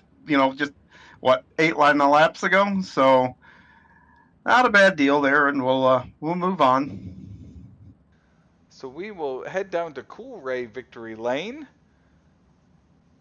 And first off, we'll catch up with our third place driver. It's Patrick Spangler. Patrick, Travis up in the booth. Got a copy? Yep, gotcha. Good race there. You had to fight your way back up there through the field with this 360. Walk us through your night and how you were able to pick up some ground. I was happy to finally break the curse. It was 6 straight races where the pill draw starting last in the heat race. So that was a nice start up front, but then there was a wreck first lap. It was just trying to make up positions on the few laps we were getting green there. And then we got a good run there, but Blake and Brandon were too quick on top, and the bottom wasn't in yet. We saw you moving down to the bottom. We see you move around to where there's openings. There just wasn't enough down there to the inside tonight for you to be able to make that move. Yeah, the top was too strong. If there had maybe been 30 laps or 25, it may have came in and was starting to catch Brandon, but he was just carrying too much momentum on the high side. Well, it's a nice podium finish for you here in the 360s, Patrick. Any sponsors you want to give a shout out to? Yeah, just you guys for putting on the broadcast. Roger run the league. Training Wheels Racing, and Brandon for having a good run too, and Dan Uncle back on watching. Well, great finish, Patrick. We'll see if we talk to you a little later. That is your third place finisher, the 39 of Patrick Spangler. John, we'll throw it over to you. You have our second place finisher of Brandon Dittmer. Hey, Brandon, this is John. You got a copy? Hey, Brandon. Oh. Hey, there you are. Hey, buddy. I got yourself, took your 83 cent car and got a second place with, how'd you do it? Just not ballparking it, that's for sure. Really fun racetrack, really nice cushion to run on. Unfortunately, not very much bottom to let me able to pass down there, but I'll take what I can get. I was hoping for one more mistake by Blake, and unfortunately, it just didn't happen. Well, I tell you, you've got to feel pretty good about it, but you know what? The track changed a lot in that feature. I mean, we went from being on a track that had, I think, a couple different lanes to go to, but it slicked up pretty quick. What'd you do, and how did you stay on top of the track? Just making sure I kept nice little throttle control, especially going into one. Used a lot more brake than I usually do, but just keeping it nice and level, making sure I don't over-rotate it, and getting nice drives out. Well, I tell you, moving forward to the 410s, what's your expectations over there? More of the same, a nice cushion build up, hopefully a little bit more of a bottom to allow for a second lane to possibly get that under or bottom pass to work. I'm not very good at boards today. That's all right. I've had my days where I've struggled myself, and I tell you what, you've got the floor. Who would you like to thank?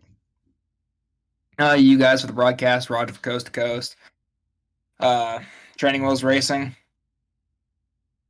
and I think that's it. Awesome, buddy. We wish you the best of luck in the 410s, and hopefully we get to talk to you again. Awesome. Sounds good. Thank you, guys. See you later. Yep, that's Brandon Dittmer, our second place finisher in the 360s. And Travis, I think you've caught up with our race winner. Our race winner is the 20 of Blake Chapman. He is joining us from Coolray Victory Lane. Blake, walk us through your night there. Some cautions, but out front from start to finish, you had some challenge from Dittmer, Spangler, and others throughout the night, though. Oh yeah, I definitely did. I got lucky drawing, drew the pole of my heat, which is I think a first since we go to these random draws.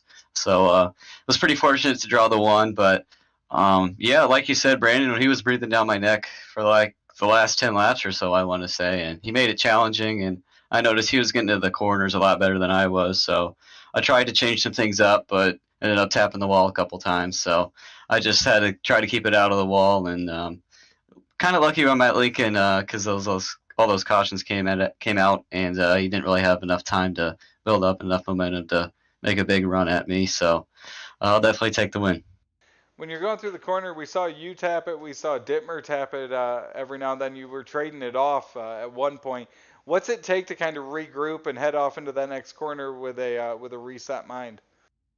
Yeah, you just got to get comfortable, and that's having laps at this track, just kind of dialing it in, knowing how to come into the corner and what to watch out for through the corner, if there's going to be some ruts or the wall's going to be sticking out or whatever it might be. But I know I was moving my wing around a little bit too, trying to get comfortable. But those guys were fast behind me, and I'm just glad I could hold them off and stay out of the wall. Well, it was a fun race to watch and a good win for you here in the 360s. Any sponsors you want to give a shout out to? Yeah, first I got to thank my parents and grandparents for watching and supporting. Of course, I got to give a shout out to the boys at the Crite Sim Racing Team and the K&M Racing Team, and the Salty Dogs for letting me join their Discord tonight. And of course, I got to give a shout out to Galen's Gourmet Popcorn. Valentine's Day is coming up, and the best way to a woman's heart is with some Galen's Gourmet Popcorn. I know all my lady friends will be getting some Galen's. So head over there, go to their website, use code CART, C-A-R-T at checkout for 15% off. And I got to thank you guys for putting this broadcast on. So since you brought it up, Blake, John, I'm sure you were thinking it too. You're in the Discord with the Salty Dogs. Does that mean Street Stock Enduro, you'll also be in that Discord? I heard a rumor about that. Is your mom going to be running? She was thinking about it, but I think she's backing out now. So I don't know. The old man might be hopping in again. No, don't let your mom off the hook. You tell her she's got to drive. I'll talk to her, John. I'll talk to her here. Yep, tell her the broadcast crew. In fact, we'll bring her up and talk to her if she joins. Oh, she's listening right now. Oh, see, there you go. She'd come up and talk to us if get her in that car. I'll try, John. Well, that is your winner from Coolray Victory Lane. That is Blake Chapman. As the countdown to the Street Stock Enduro continues, John, we're going to take a quick commercial break. When we come back, we've got the 410 sprints here from Lincoln as we're halfway through your Wednesday night Coolray Hometown Heroes. It's Florida in February. Kick off 2023 with the Dirt Car Nationals at Volusia Speedway Park. Sprint cars, late models, and modifieds at the world's fastest half mile. World of Outlaw Sprint Cars and Dirt Car UMP Modifieds February 6th through the 11th. World of Outlaws Late Models and Super Dirt Car Series Big Block Modifieds February 13th through the 18th. Tickets and camping at dirtcarnationals.com. February 6th through the 18th at Volusia Speedway Park. Be there.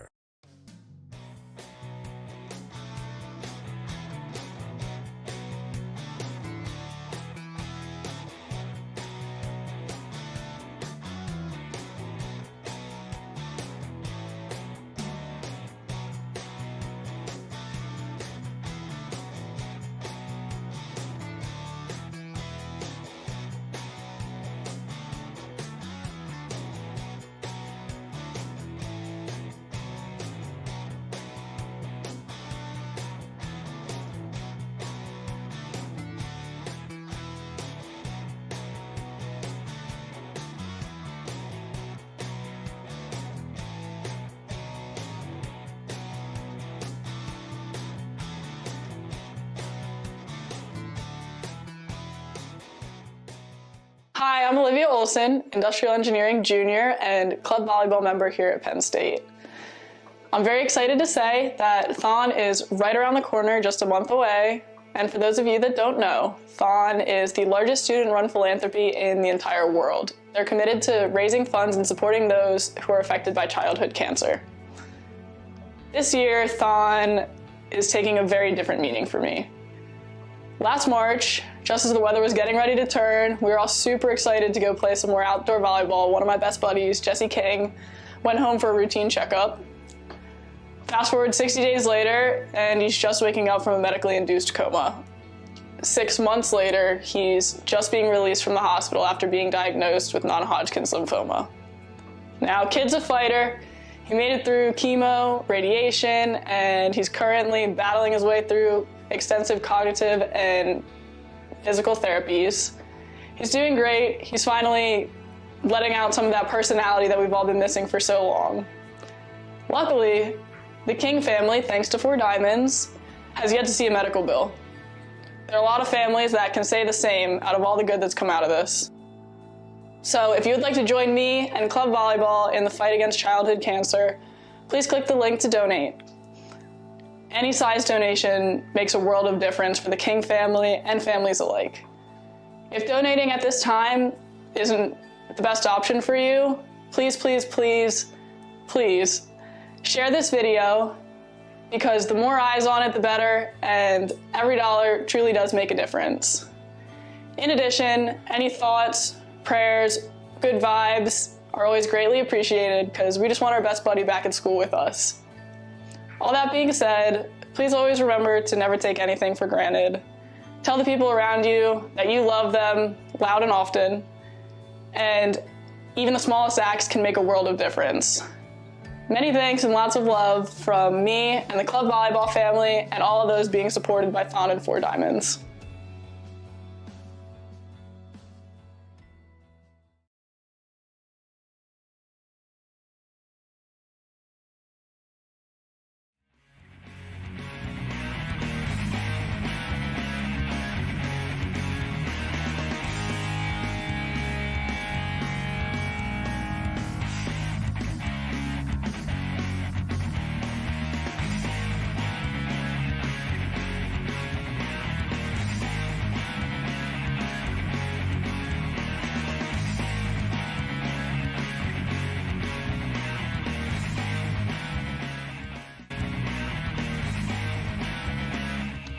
Welcome back to Cool Ray Hometown Heroes live from Lincoln Speedway. We are here for the 410 sprints, John. So we shuffle through our 3 sprint series. What do you expect here from the 410s? More speed. I think these guys have been on this track now enough tonight. They should be able to know what they can get away with. But another wrinkle, I guess, in their their thought process is their throttle pedal is going to be a little more sensitive with all this power. They got to be a little more careful getting back to it, not spinning the tires. Really getting in and out of the corners is going to be your key to making the lap time. So we'll take a quick look at the A&J Custom Creations point standings here for the 410s. Patrick Spangler, 3 wins on the season as your points leader. He's got an 11-point lead over Brandon Dittmer, who has 2 wins. Nathan Aldrich, 3rd. Randy Shreves, 4th. Jeff Barker rounds out your top 5. John, you were out there with the 360s. At one point, you were saying the track was wearing in a little bit different. How do you expect this track to wear in with the 410s? Well, more power, and I'm out here actually on the track now, and it's wearing in a lot like what the 305s were, and I think maybe the power has something to do with that. But I don't know how many cars are on the track and what different lines are running, and I don't know how quick. I mean, that was the big thing. I mean, both races, track state ended up almost the same. The big difference was the amount of time it took to get there. You know, I felt like the 305s had a pretty slick track when they started their feature. The 360s had some grip out there when that 360 feature started, and about mid-race, it really went through a rapid change. So, it's going to be something like that, I think, with the sun going down, but we'll have to see. So our practice session continues on here before we move on to the 410s. Of course, we'll have our first heat race presented by Langton Mechanical here as they wave the checkered flag on our practice session. And it looks like we may have just 2 heat races here for the 410s as they get gridded out on the track. We'll go through that starting lineup. Row number 1, it's Jeff Barker next to Andrew Embach. Row number 2, a couple Gambler Motorsports teammates. It's Aiden Young and our in-race reporter, John Hine. Bob DeGood, 5th next to Jeff Flaro. Donovan Ross, 7th next to Nathan Aldrich. And rounding out our 10-car heat race field, Zach Chapman next to Gary Taylor. So we talked better call for this one, though. I was going to say, we talked about how good Aiden Young's been as of late. He's going to start to your inside, John. Yeah, and, and Aiden's probably relieved that he's starting there, but, we got to get through turn 1, and we'll see how everything shakes out. The track has been reset now, so, they came out, worked it out a little bit, after warm-ups there, so got to go back to the drawing board. I'm not even sure if I remember what line I was taking, everything else when the track was like this condition. In fact, I don't think I've been out here when the track's been this condition. I think by the time I got in here, the track had already changed over a bit. Yeah, I think you were heat race number 3 there with the 360s. So Yes. at least had a couple of them under the way. Yeah. Oh, absolutely. But even here in this practice, I got into the practice session late, after doing the interviews for the previous one. So I mean, the track was already worn in a bit. So we'll have to figure it out. But everybody else is kind of almost in the same boat. The last few minutes of practice, guys were having to really pedal and everything else. So the pace car comes off here, and Jeff's going to lead us around, and he's got to go on the green here. So we'll see how we go here. So it's Jeff Barker, Andrew Embach, row number 1. Green flag waves here on our first 6-lap heat of the night for the 410s. Embach has that outside line, so does John Hine. They'll take that momentum as Embach takes over the lead going into turn number 3. Flero to the outside of Hine as they come off of turn number 4. Great battle from second on as Barker has Hine and Flero all over the back of him. Flero made quick work. He's up 2 spots, started 6th, already up to 4th. Aiden Young's opposite way. He went from 3rd to 5th so far, as it's really single file for the top 7 up around that outside line. John Hine in the 71 trying to chase down Barker. As he's got a little bit higher of a line, he'll have momentum going into turn number 3. Flero looks to the inside, unable to make that move as now Hine continues to work that outside line of Barker for second. Hine will clear as now Jeff Flero takes over that spot, trying to get to the outside of Barker. He will complete the pass, move up to 3rd, as now they both set their sights up ahead on Andrew Embach here on the white flag lap. Through 3 and 4 for the final time. Langdon Mechanical heat race number 1 goes to the 410 of Andrew Embach. 2nd, John Hine. 3rd, Jeff Flero. So a good run for you there, John, as you're able to pick up a couple spots, bring home a 2nd place finish. Yeah, that top line seemed to be the place to be there. I was able to really, it took a lap or so to get that momentum going. And once we got it going, it was clicking. We were, I think, going a little faster than even the leader there at the end. But, we'll have a good starting spot here for the feature. Speaking of starting spots, our heat race number 2, presented by Venom Racing, is going to line up like this. It's Brian Moore Sr. next to Randy Shreves. Starting 3rd is our 360 winner, Blake Chapman, next to Andy Patton. 5th, Brandon Dittmer, next to Pat Boyce. Bassman Roger Craig starts 7th next to Jeffrey Kemper. And rounding out the field, Kurt Schatzer next to Patrick Spangler. So Spangler's going to have the tough draw here in heat race number 2.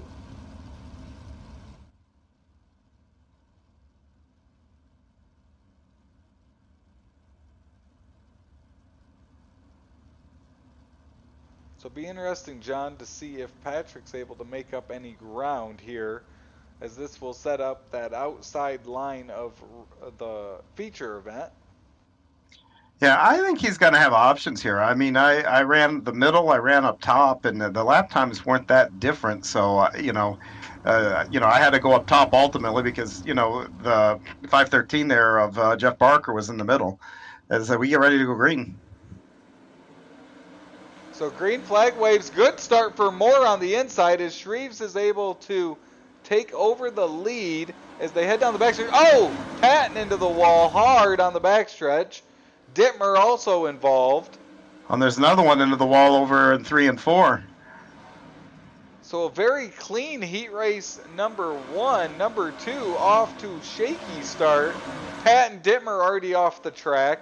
Out front it's Randy Shreves leading Moore and Chapman. Yeah, and you talked about Spangler. He really hasn't made up a whole lot of ground there. He doesn't have anywhere really to go. He's stuck behind Schatzer and Boyce, who race side. Oh, and they get into the wall. It's easier when that happens, John. Yeah, it's much easier. You don't want to see that happen, but that did gain him a couple of spots. So now he works on that 4th place car, the 747 of Bassman Roger Craig. Out front, it's Randy Shreves. He's got almost a 2-second lead over Blake Chapman, who's taken over 2nd from Brian Moore. And Blake, our 360 winner, set sail now trying to catch the leader.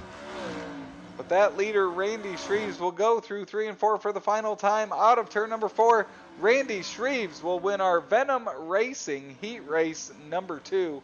Blake Chapman second, Brian Moore Sr. in third. And Patrick Spangler will end up fourth. So that will move us on to our Oswego Speedway intermission session. Yeah, and this is going to be pretty interesting. You know, Chapman's up front, Shreves is up front. Guys we talk about a lot. Spangler is not too far out of the front. The guy that's really got his work cut out for him is going to be Spangler. I mean, of all the contenders, I guess even Brandon Dittmer. Brandon Dittmer is going to start 20th on this field.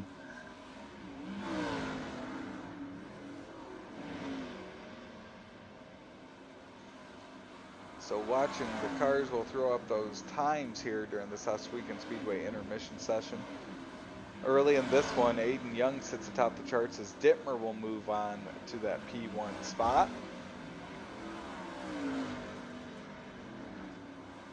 John, you're out there as well, getting up to speed. Yeah, just taking some laps, just to have some laps here. Not kind of learn a little bit and, you know, run the middle, try diamond, try a lot of different lines here. Not really worried about how fast can I go and, you know, how far up the speed chart can I go, because none of that really makes that big of a difference. You can be really fast, but if you can't maneuver your car around and pass, you know, run the bottom, run the middle, or whatever, you're just not going to be able to race very well. You've got to know what you've got in different spots.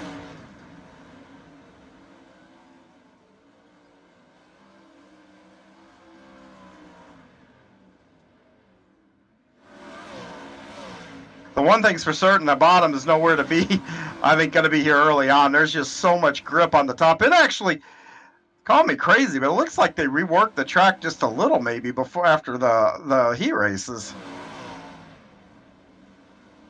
We've had 13, now 14 cars participate in this intermission session. 20 cars will line up for our 410 feature event as it's Randy Shreves atop the charts, a 13.24, Brandon Dittmer second, as you see Flaro, who just got out on the track, moves up into the top 5.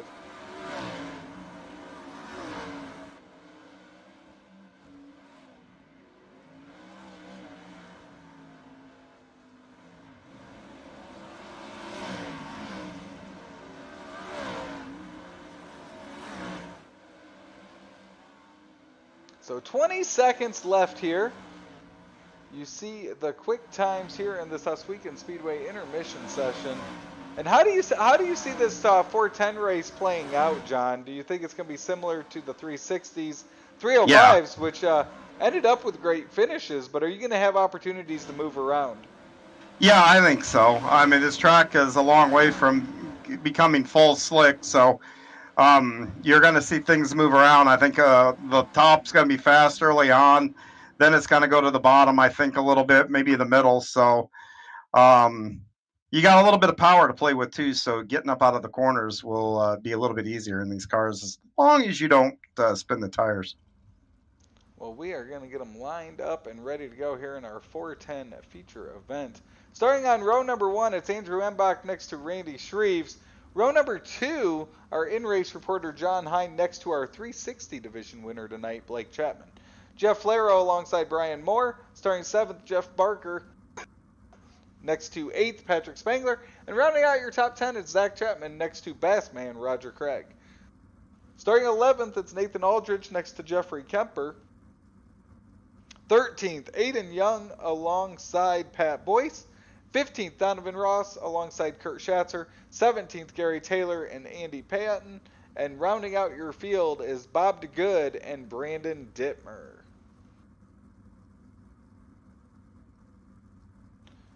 So we will get lined up and ready to go as they follow that Stephen King Foundation pace truck. Our final sprint car division of the night here for Cool Ray Hometown Heroes tonight. And as we go out in the pace laps, most all the drivers are probably going to be looking at the track conditions here and figuring out what they're going to do in lap 1. And being on the bottom here, I know I'm going to have to back the corner up a little bit because if I just send it, especially where the track is down there, or wash up the track, and I don't think Blake will appreciate finding my right rear in his lap in lap 1. So you got to be careful getting down here, especially right through here. I mean, this track, it's just right here is such a trouble spot because the guys on the top want to come down a little bit. The guys on the bottom want to move up. That is just such a recipe for contact. So with the 410s, John, is that more or less forgiving with some of the cautions we've seen tonight? I don't know. I think it's going to be driver specific on that one there. So they will drop the green. It's Andrew Embach out front. Randy Shreves up along that outside. You've got John Hine who moves up as the caution flag will wave here early, as it looks like Barker, Chapman, and Donovan Ross involved. So that was back middle of the pack. Oh, Barker got into that inside turn number 1 wall, and nowhere for those drivers behind him to go. Yeah, that you talk about unforgiving. Hitting that inside wall when you're down there like that it throws you back up the track. It isn't like you hit it and stick to it. It's like hitting rubber. You just bounce off of it and go right up the track. So we have the inside corner tires and guardrail remain undefeated. Yes, especially those tires. Yeah, Lucas Oil Speedway we were at had plenty of that throughout the fall season. Yes. Yeah, I've petitioned iRacing to turn them into just big round mounds of jello. Just get stuck in them. Yeah, just splat, keep on going, maybe get a snack on the way, but no cautions. Well, we will see here as our first caution's out. We have our Mission 22 restart coming next time by. Embach was able to shoot out front, Randy Shreve second, John Hind third, Blake Chapman fourth, and Jeff Flaro in fifth. The front 6 will remain as they started.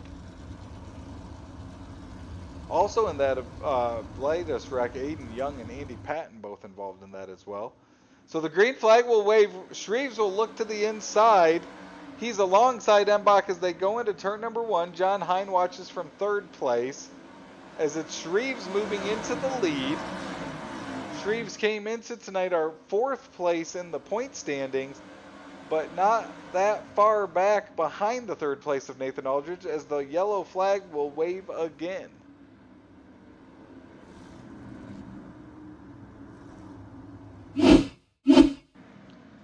This one had Patrick Spangler involved. Well, that's a tough break for him. That's a guy expected to be out in front of me, not behind me. So he, it looked like he may have tapped the wall down the backstretch and then going into the corner was up against the wall, and Flaro came in hard into turn number 3. So Flaro involved as well. Spangler involved. Oh wow, iRacing gave Embach the lead back. So Shreves made pretty quick work of that, of getting into that lead on that latest restart. See if he's able to do that again. Yeah, Embach just didn't go on the green. I mean, even the green flag was out, and he hadn't fired yet, and it stacked us up a little bit behind him. And that just really allowed Randy to really get a run on him, and he made it work. So we'll go through another Mission 22 restart here. It's still Andrew Embach out front for the time being. Randy Shreve second, John Hine third, Blake Chapman fourth. Brian Moore moves into the top 5. Green flag waves for Embach as he's got Randy Shreves, John Hine behind him. John up into the wall. John into the wall off of turn number 2. Caution flag will wave. There was a rookie mistake.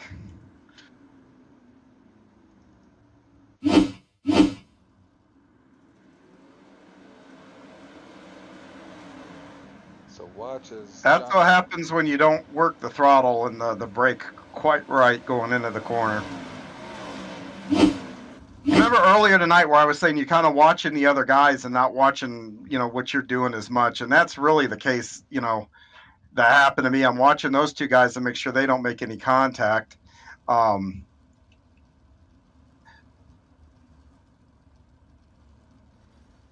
got caught by the infield fence.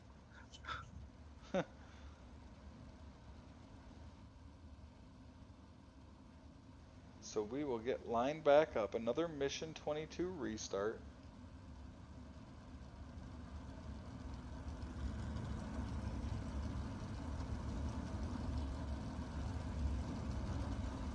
So well, I did this earlier. Started in the back. Got a top 10 out of it. We'll have to see what happens here. So John will restart 19th. See, now the world's more right because I got Spangler, Flaro, and Aiden here. Now, I never really thought this would be the view from the back having these guys back here. But, hey, at least maybe they'll make some holes for me and I can help get to the front. Pick one and follow them to the lead, John. So we will go back to green. It's still Embach out front. Randy Shreve second. Blake Chapman third. Moore fourth. And Roger Craig up into the top 5. Green flag waves here. 17 laps to go. We have 20 laps total here, making up this 410 sprint feature event.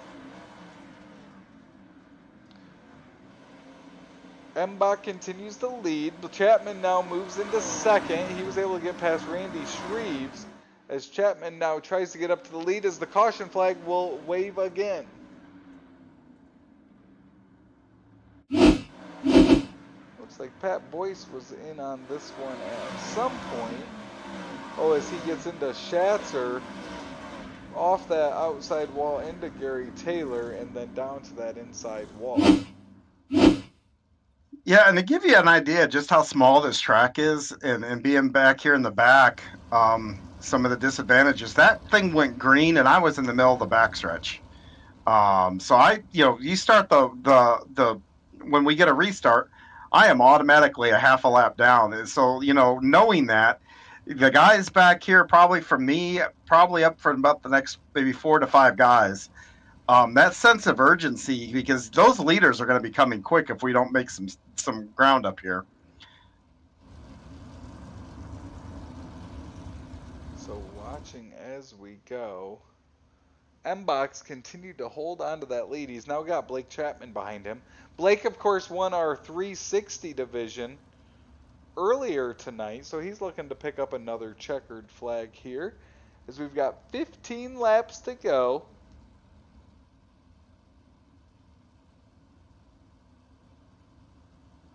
Great run for Roger Craig as well. He's up into the top 5.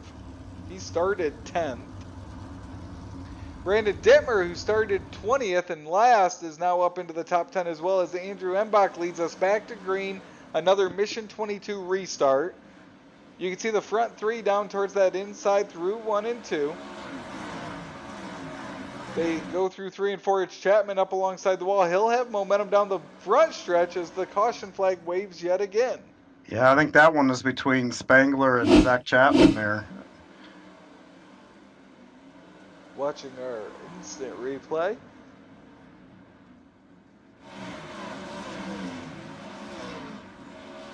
Caught it out of the corner of my eye. Those guys were on the bottom. I was up on the top, so I didn't see what happened. I just saw people go around. It looked like they saw the 2 cars in front of them, and both of them went for that middle line at the same time. But it brings up to your point, John, back there in the back of the pack, you do have to start going and trying to move and putting some more cars between you and the leaders that are trying to chase you down. Yeah, I mean, when you're a half a lap down right at the start, I mean, that's a huge disadvantage. Never mind all the cars that are between you and a good finish at this point, Now, where I'm at, you can forget about catching the leader. But, even to try to, like right now, my personal mindset is, okay, can we get back to the top 10?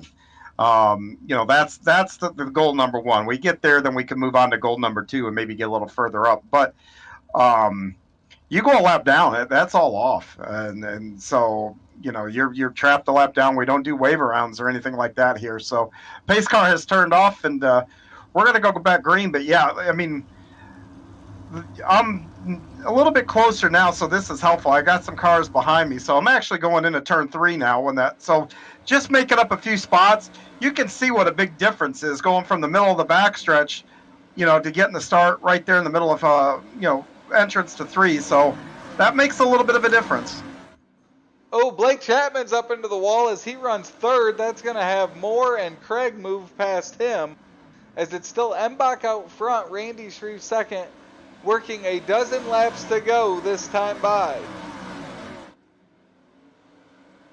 Our in-race reporter John Hine rebounding. He's back up to 12th. As now our leaders come up to the tail end of the field. Got Gary Taylor in front of the leader. See how Embach maneuvers around him. Up ahead, Flaro has troubles. That didn't take him long to catch the back. Well, Jeff Flaro had issues. He'll go to the inside. Embach trying to move. That opens the door for Shreves. Oh, Gary Taylor gets into Embach. Now Shreves gets into Gary Taylor. Embach's able to separate from Shreves, as Shreves will now hold on. Donovan Ross down to the inside of 1 and 2. He'll pull into the pits off of turn number 2. And now Shreves tries to regroup to catch back up to Embach. Hairy situation there as the caution flag will come back out. This one for Jeffrey Kemper. Yeah, it looked like he tangled maybe with Jeff Barker. Well, it looked like Moore got into the wall up ahead of him, and the slow car was just a change of pace and caused that incident there. Some chaos there for a moment as the lap traffic was being maneuvered by those leaders.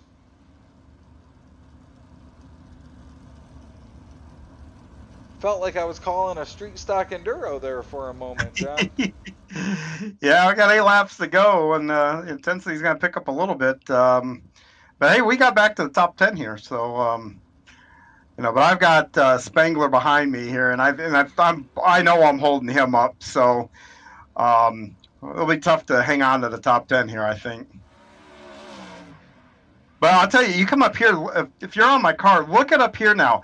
They've kicked all this dirt up here to where you can't see the cushion.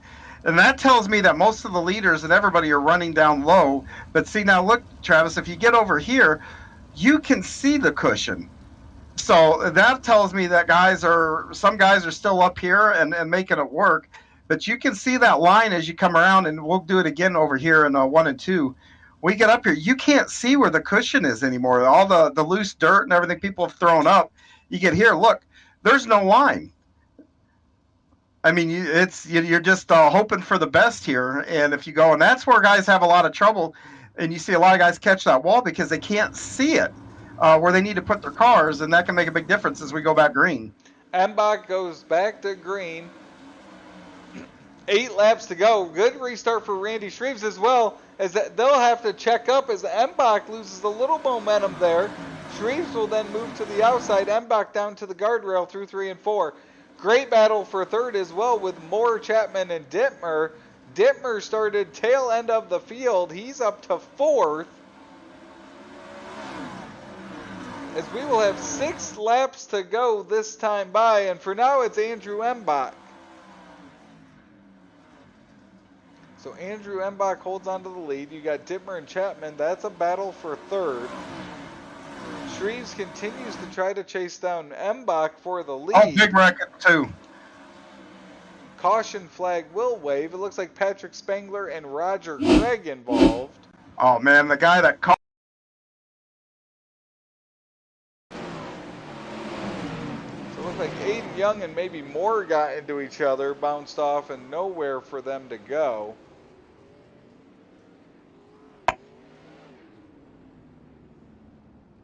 So eventful there, as that Stephen King Foundation pace truck will make its way back out on the track.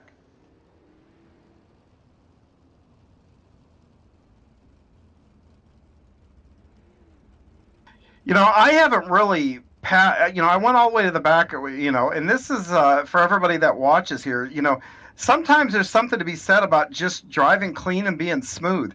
I haven't had to move around and moved around to different things to pass, but I've worked my way back up.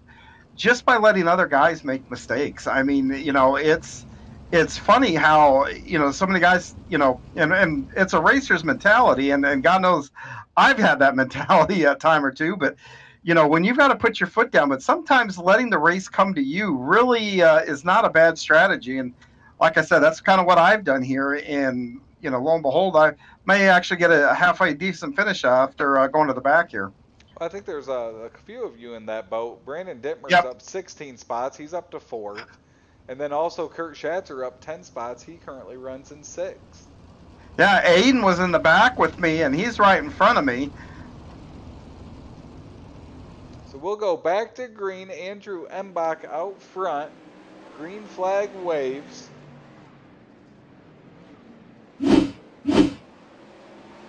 Four laps to go for Andrew Embach as he leads Randy Shreves and Blake Chapman.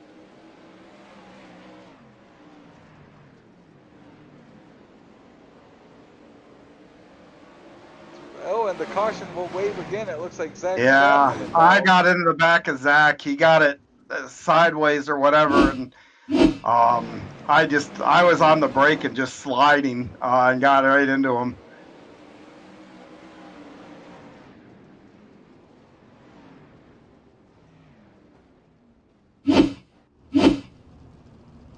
He made a clean pass on me, and that was just totally on me there. Jeffrey Kemper also involved, so a couple Gambler Motorsports teammates will drop back in the pack. Out front, it's still Andrew Embach. He's definitely felt the pressure from Randy Shreves throughout the night. Third, you got Blake Chapman. Fourth, you have Brandon Dittmer. And fifth will be Brian Moore Sr.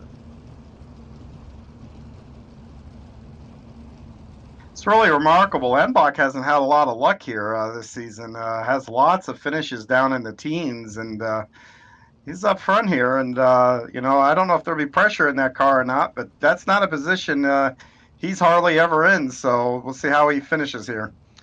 He did get passed by Shreves at one point right as a caution came out. So Yes. He's definitely felt some pressure there. But other than that, he has held on to that lead as we will have green-white checkered here with the 410. So we'll stay with the theme here for the sprint cars here on Wednesday night. Embach takes the green. Good start for him. Good start for Randy Shreves from behind him as well as Shreves looks to the outside. He'll be alongside him as they enter turn number 3. He's got that outside momentum. At the line, it will be Andrew Embach. White flag wave. See if Randy Shreves can chase down the 410. As Embach loses some momentum, Shreves will go up in front of Chapman. They'll go around. Coming out of turn number 4 will be Andrew Embach. Look at Aiden Young. Aiden Young second, Brandon Dittmer third, Kurt Schatzer fourth, Brian Moore fifth, and our in-race reporter John Hine will bring home sixth. Yeah, with a broken car, I don't think that car was completely right. So nice job though to the top 3. So Spangler, Blake Chapman, and Shreves will end up 10th, 13th, and 12th. And so there's your top 3 finishers in Coolray Victory Lane.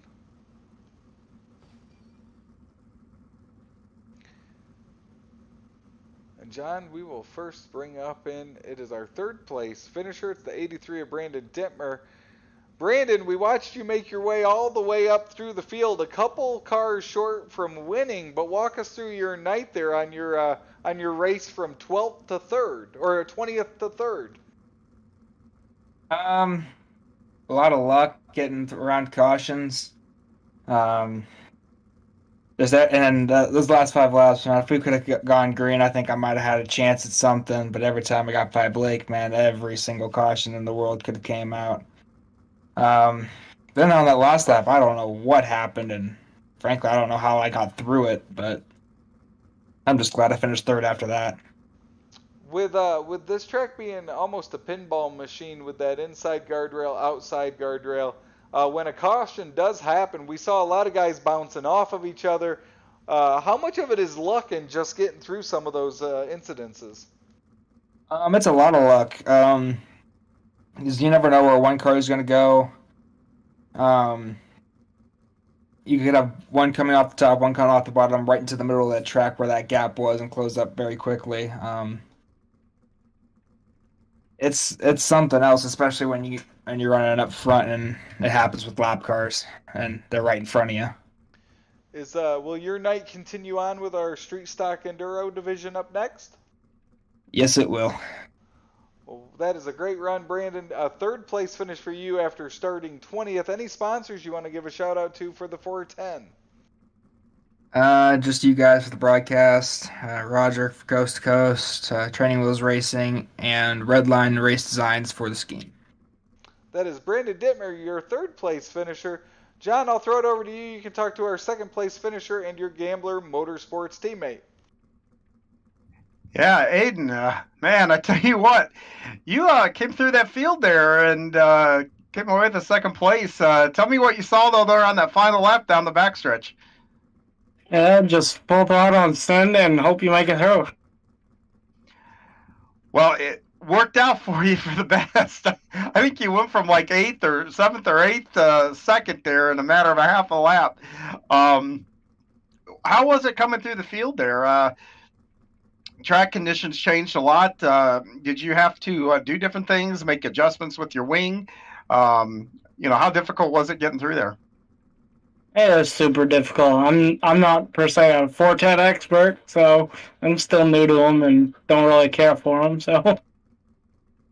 All right, man. Well, congratulations on a second place finish. And do me a favor when you go back down to the Gambler, tell Zach I'm sorry I got into the back of him and that was on me. I just went in a little hotter than he did, and the gap closed a little bit quicker than what I thought. So totally on me, and let him know that, will you? Will do. All right, bud. Are you going to come back and run the street stock deal? Well, I might not. I'm on call for the fire department because we got a snowstorm. Well, be safe no matter what it is you do, and the floor is yours. Who would you like to give a shout-out to? Yeah, I got to thank Gambler Motorsports as always. Obviously, Cool Ray for being on the car each and every week. Sim Tracks for coming on board for this season, and obviously everyone that comes out to watch. Awesome, buddy. Well, we hope to see you, and if you don't, we hope you're safe. So have a good evening, and like I said, tell Zach sorry. Thank you. Yep, that's Aiden Young, our second place finisher, and now we take it over to Cool Ray Victory Lane. Travis, you've got our winner. Our winner in the 410, that is Andrew Embach. Andrew, you're able to hold on to that lead throughout that 20-lap feature event. Walk us through your 20-lap feature win. So really on the beginning of the race, I was running the high side. The high side's always pretty quick there, but, I mean, after just even 6-7 laps, the track gets slicked off. So I started diving towards the bottom there, and I was able to hold them back. You had some cautions there. You had to hold off Shreves. You had Dittmer behind you at one point. It definitely wasn't an easy cakewalk for you. What was the difference in you being able to stay out front in front of some of those hungry guys behind you? I think mainly in the restarts, I was able to hit it pretty good off the restart. A couple of them I got a little squirrely. Realistically, though, I was trying to watch my line and watch where they were going to go, and just try to stay in front of them a little bit there and not let them around me. Well, it was a great run tonight, Andrew. Any sponsors you want to give a shout-out to tonight from Victory Lane? For sure, definitely VPR Racing race team. They took me on a while back, and Coast to Coast for putting on the league. Well, congratulations, Andrew. That is your 410 sprint winner tonight at Lincoln, the 410 of Andrew Embach. And with that, John, we will move on to our final division here at Lincoln Speedway tonight. It is going to be our Street Stock Enduro. We'll take one final quick commercial break. When we come back, the Street Stocks are on the track here at Lincoln. It's Florida in February. Kick off 2023 with the Dirt Car Nationals at Volusia Speedway Park. Sprint cars, late models, and modifieds at the world's fastest half mile. World of Outlaw Sprint Cars and Dirt Car UMP Modifieds February 6th through the 11th. World of Outlaws late models and Super Dirt Car Series Big Block Modifieds February 13th through the 18th. Tickets and camping at dirtcarnationals.com. February 6th through the 18th at Volusia Speedway Park. Be there.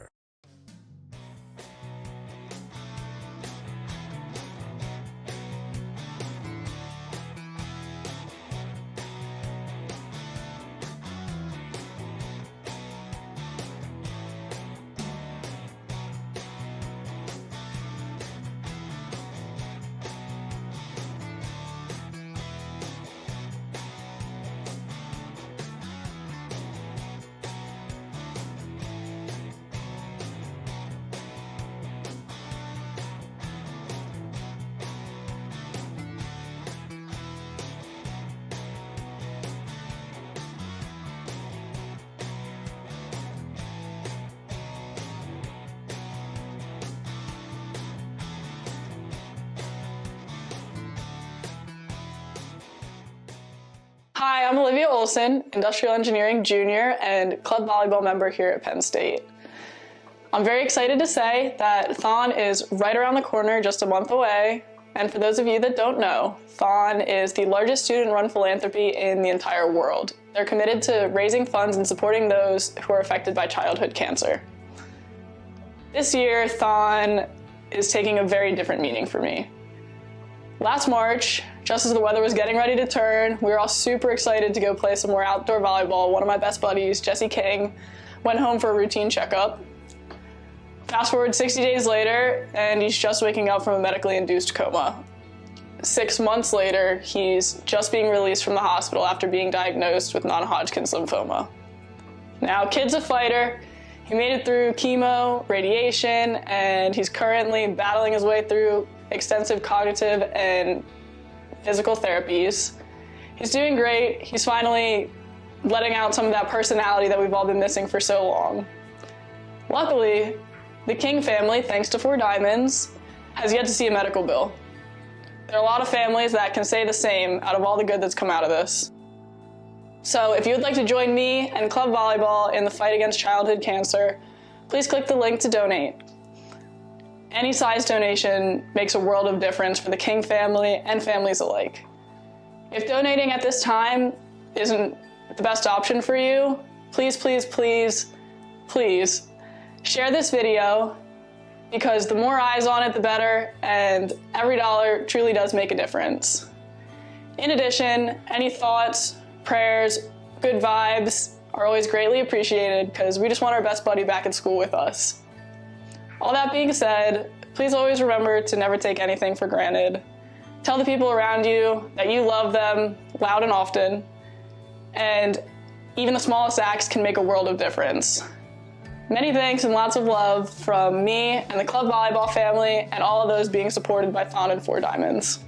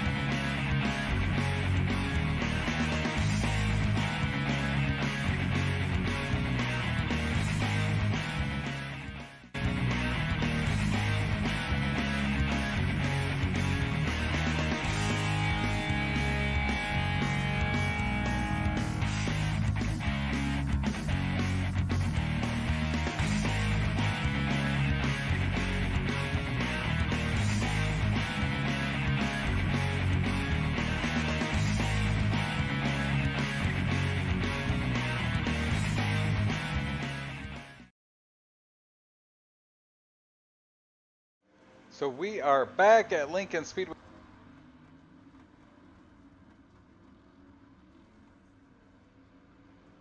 You're out on the track here in a street stock. Yeah. See if I can help a teammate again. I think that's what I'm here for. That and run into some salty dogs. I seem to keep nailing these guys. Or actually, it's more like they keep nailing me. But Jeff Kemper, he's in the house, and we saw him take his 181 machine to victory lane last week. Wonder if he can make it 2 in a row.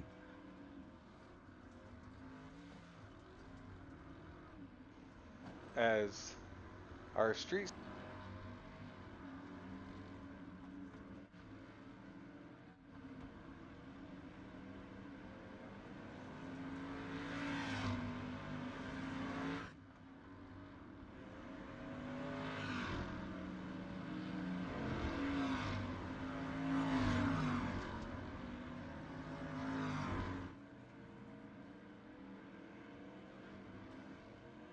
As you can see, the times, if they matter at all, John, here during this practice session. As you see a salty dog go around there. Ooh, and Aiden Young, just so you know, you do have a teammate down there in Aiden Young, John. Yeah, Aiden's here. I think I saw Zach here, but Zach could be mad at me after that 410 race, so I may have to yeah, it may get some payback from, and rightfully so, from Zach on that one.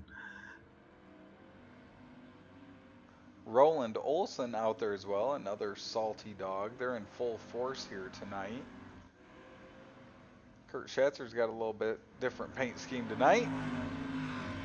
Joe Canellis. I think you've got all the salty dogs out there against you tonight, John. Yeah, well, the thing is, at least I haven't picked fights with them tonight, you know, but they take no prisoners. I mean, they've been very clear on that. So we will have our Flatline Racing Bodies Street Stock Enduro as they get lined up on the track. We'll take a look at that Super Dirt Car Series starting lineup, and it is going to look like this. Starting first, it's Randy Shreves next to Jeff Flaro. Row number 2, Blake Chapman's car next to Kurt Schatzer. Starting 5th, Brandon Dittmer next to Nathan Aldrich. Starting 7th, Joe Canellis next to Zach Chapman. And rounding out your top 10, it's Pat Boyce next to John Hine. Starting 11th will be G.J. Boydell next to Aiden Young. 13th, Andrew Smith next to Gary Taylor. Brandon Ishkanyan next to Stephen Bixler. 17th, Jeffrey Kemper alongside Roland Olson. Running out your top 20 is Roger Craig next to John Rayner Jr. And rounding out your field is a salty dog, that is Bill Calder. Yeah, I'm starting to think I have my teammates against me. Aiden picked the back of my car up all the way down the front stretch. I couldn't even pull off when we got going. Heck, he's hitting me now. I might be a man on an island tonight. May have been the wrong move getting involved in this one, John. Yeah, I think so. Yeah. They're going to get even with me for wiping Zach out in that 410 race. I can feel it, which is, like I said, you know what, it probably a little bit deserving. So we will get ready to go. 50 laps make up our street stock enduro. Randy Shreves will lead us to green. Randy is one of those drivers that does keep it clean. Oh, Lord. And tries to get some laps in. Oh, and big... Right off the bat, we're wrecking on the front stretch. That didn't take long. I think half the field didn't even get to the start-finish line before. There's salty dogs everywhere. Aiden Young gets going. Brandon Ishkanyan gets going as well. Randy Shreves is out front with Jeff Flaro. Two guys that do count down the laps for us here early in these street stock enduros. They've got a couple salty dogs out in front of them with Bill Calder and Stephen Bixler, though, as Roger Craig's around, Jeffrey Kemper, about 5 salty dogs there. Let's see, 4 salty dogs now, as we'll see what Roger Craig's up to. There's a parking lot on the front stretch. There's the in-car camera of Roger Craig as he goes after Jeffrey Kemper. blocked, really. John, we see you there. You're next to Roger Craig. As Shreves lost the lead for a moment, as he'll take it back over from G.J. Boydell. Oh, Shreves will make a move, try to avoid a salty dog. I think I'm on top of somebody. I was. As you're backwards now, John, there. Kurt Schatzer, Jeff Kemper. Bill Calder's around. He's got the 302. That's his teammate of John Rayner. Oh, as Joe Canellis takes out, that's dog-on-dog crime over there in turn number 1. Oh, yeah, my steering's broke already, so this didn't take long to come off the rails. Bill Calder's got his right front wheel pointing outwards. But out front, it is Randy Shreve still. He's been able to hold on. And, you know, one of the salty dogs that's raced really well all season long, Pat Boyce, is currently in second. As Boyce will pull on into the pits. Randy Shreve's out front. The group here. No salty dogs on the screen for now. That's a rarity here in this street stock enduro. Oh, I'm in the pits. I think most of them are already in the pits getting new rides. Reloading, I think, is probably the better term here. I can't even get into my pit stall because the steering's so bad. As there's cars all over, Randy Shreves will make it through. Miraculously, I don't even know how he did that, as Ish Canyon's hard into that outside wall.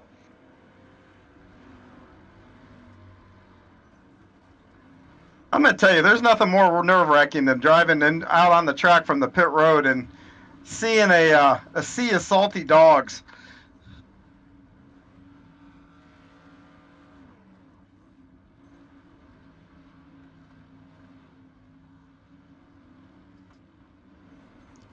You know, we had those wide open spaces last week at Lernerville, but I'm telling you, I've already seen the track blocked a couple, 2-3 times here.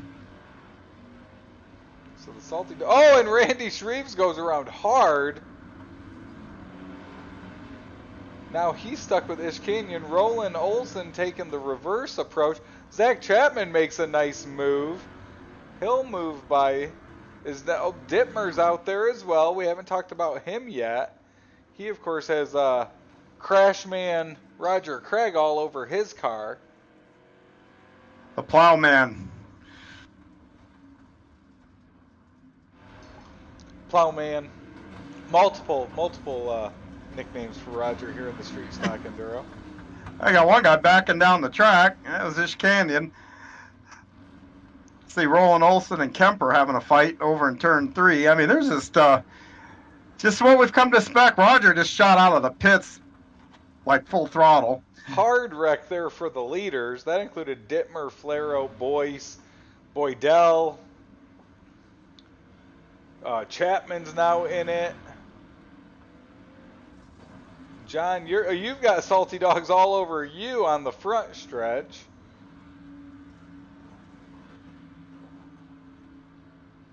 Yeah, I think I just got hit on more than the prom queen who forgot to put her undergarments on. You've got some smoke coming out the rear of your machine there, John. Yeah, I'm just hoping I get in the pits. Randy Shreves, as it looks like they're trying to block you from getting in there, as Randy Shreves continues to lead. Andrew Smith trying to limp around. He got up to second before now he has to pit. Kurt Schatzer. I think, John, this might be the most damaged cars we've seen of any of these street stock enduros. Yeah, I mean, there's just not room to do much of anything, but Randy Shreves is just kind of cruising a bit. He is staying out front. You got Bixler now, Boyce on the move. That's a scary sight in your rear view mirror. Dittmer goes to move around Bixler as he gets out of shape there. He'll move around. Kemper will get dumped by Bixler.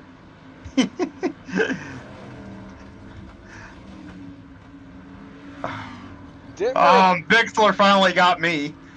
He's been wanting to do that for a couple weeks. I don't think Bixler can control where his car is directed, as he'll hit Bill Calder. They get stuck. I'm on my roof. I almost got it turned over, but... Dittmer here, he appears to be racing right now as he's trying to track down the leaders. Oh, and he gets taken out by Roger Craig, or hits Roger Craig, one of the two. Oh, John, you're upside down. That was Dittmer getting into you there. Yeah, he almost got me over. But I don't see fluid running out like the last time I got turned over right here.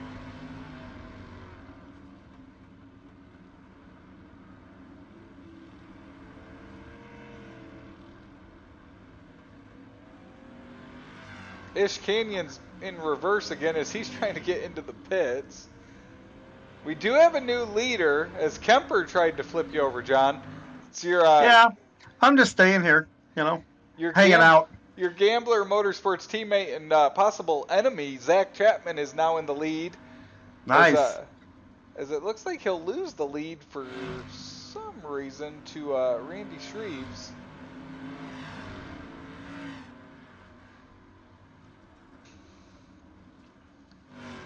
So Randy continues to lead. You've got Pat Boyce. He's running in 7th. John, you're in the middle of the track still. Oh, there we go. Still upside down. Yeah, it's telling me to tow, but you know what? I'm going to just sit here. Let guys work around me. Maybe there's nothing like, chicanes and whatnot you've got to get around. And I'm going to do this as long as, of course, these hits are starting to make me a little sick in here. I remember I'm in VR, so when I get flung around upside down, I feel like I'm on a ride at the fair or something. So we'll follow along Dittmer as he's got some space. Obviously seeing his car not turning very well there as he shoots up the track. We're working lap number 22. So almost to the halfway mark. As you can see, Randy Shreves back out front. Oh, there's Canellis will take out Flaro. That opens the door for Randy Shreves to move on by. He moves around a couple more, well, 3 salty dogs there as he's got Ish Canyon. I'm thinking if I just stay like this, I might win the battle of who gets the most incidents tonight. That may happen. It seems like every time we pass by you. Ooh, it's Boydell. Oh, someone flipped me over. And you're back. I am, unfortunately.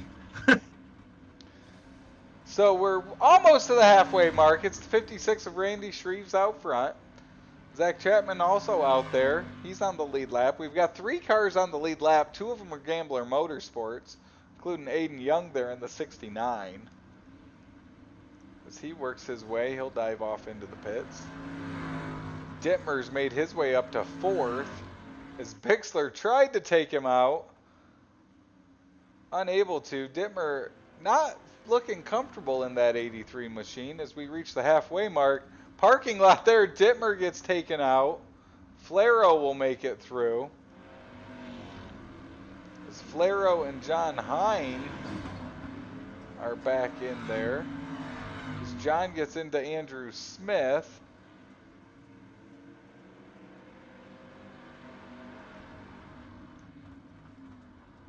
Into the back of Bixler.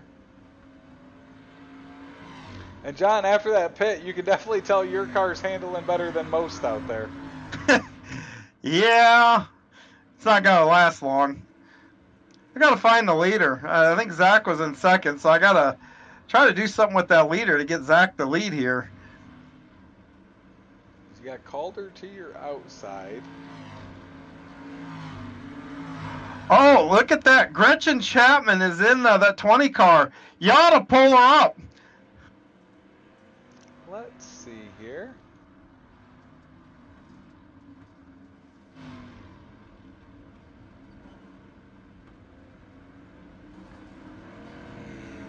Hey Gretchen, it's Travis up in the booth. Got a copy? Not while I'm driving. You're looking good out there so far. So Gretchen wanting to focus on driving here right now as we watch her make her way around. Part of the Salty Dogs here as they've adopted the Chapman family. She gets into G.J. Boydell. I'm trying to catch Shreves. Oh, yep, that's what I'm trying to do. Are you having fun?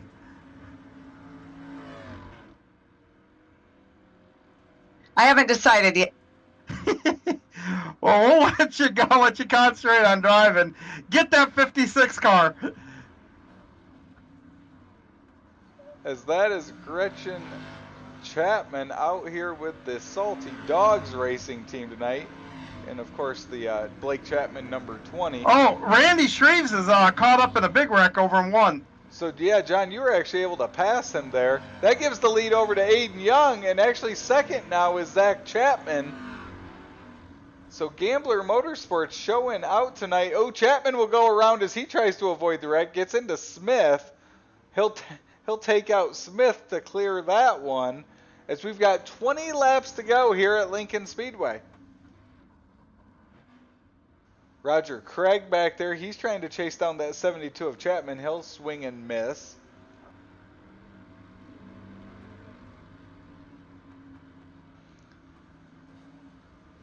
I think this may be the most Salty Dogs ever out here.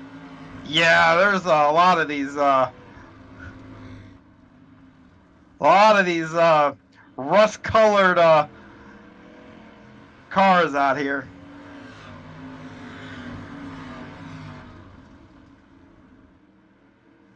So watching Andrew Smith, he's a part of a group here. G.J. Boydell, Kemper also back there. All right, the Salty Dogs have all gathered. They're a dog pack right now. And look, I just split them all. Snuck through the middle of 4 of them. May need to buy a lottery ticket. That doesn't happen very often. I think they probably look like they're trying to block the track. As they did get Zach Chapman, as Chapman's able to get Dittmer. Dittmer's trying to weave his way through all the Salty Dogs, as now John Hine tries to weave his way through. John, you've made it back up to 13th. As Chapman's there as well. Oh, and Hine gets collected by Gretchen. Yeah, but I saw that 56. Aldrich caught up. Chapman's now in the lead as Aiden Young head to pit. Dittmer and Flero.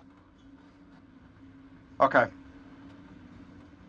Dittmer and Flero will take out Zach Chapman, and now Ish Canyon hits him. The Salty Dogs are setting up their straightaway blocking approach.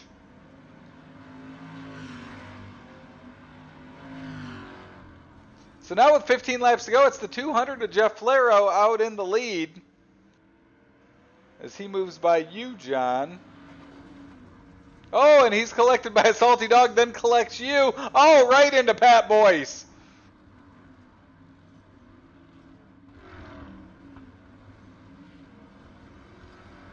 That one kind of hurt. That one looked like you had absolutely no control where your car was going. I did not.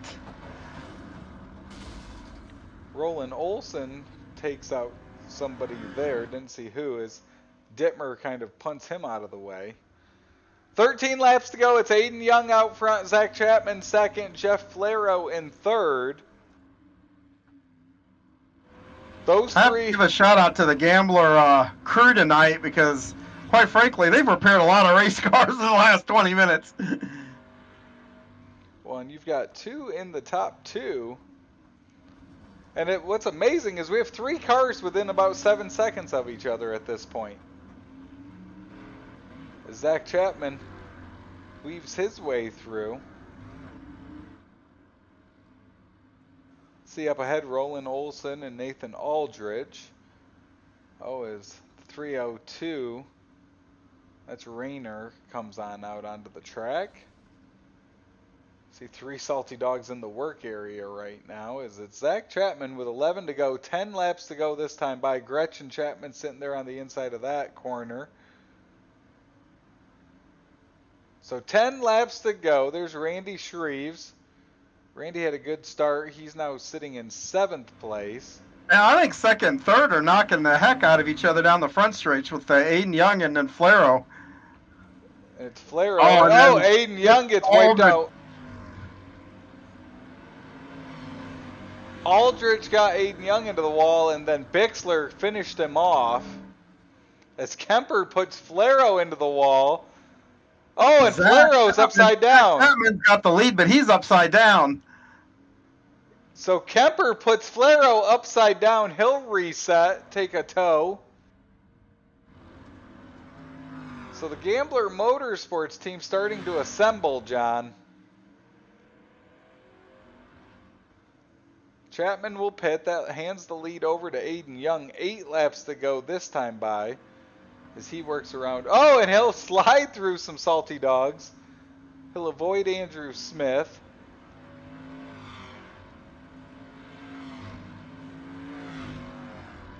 Up ahead, you got Brandon Ishkanyon here on Aiden Young.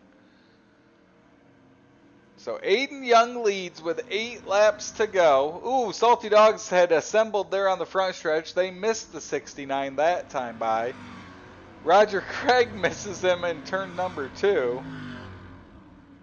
Ooh, Dittmer goes around with Aldridge in front of the leader. 6 laps to go for Aiden Young. As they're blocked in front of him, he'll slow down, make his way through. Randy Shreves goes hard at Aiden Young, as Hine will block a couple salty dogs for his teammate.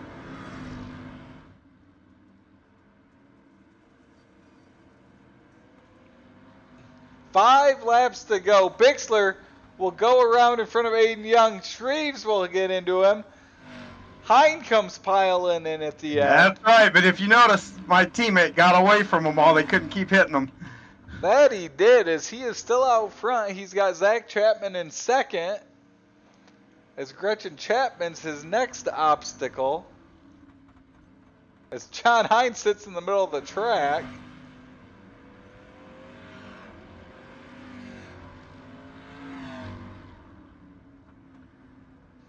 Three laps to go this time by for Aiden Young. He's got Dittmer up in front of him. Flaro's up there as well. Flaro's still running in 4th. Oh, and around goes Flaro. Now Aiden Young's behind Dittmer. He'll look to the inside of Dittmer. Dittmer will try to take him. Where Aiden needs to just kind of stay behind, guys. Remember what we saw the 36 do a couple weeks ago? Well, he's making his way through everything, John. Man, this is a parking lot on the front stretch. And Aiden Young gets through unscathed, as he's going to come to the white flag with everyone parked, ready to go.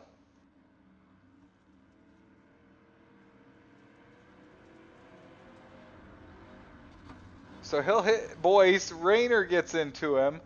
He's got to get going because his teammate is not far behind him as they pin him in turn number 1. He's having a hard time getting away from Aldridge. He finally will,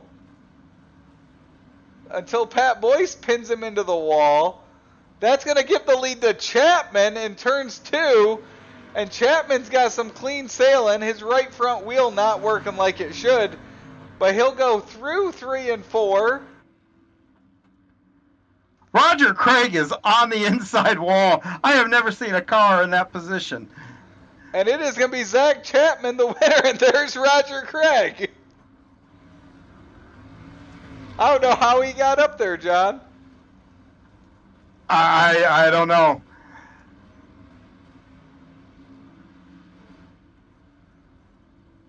As you see, cars still wrecking throughout. Great view of the backstretch there. Dittmer comes through. Aiden Young gets second.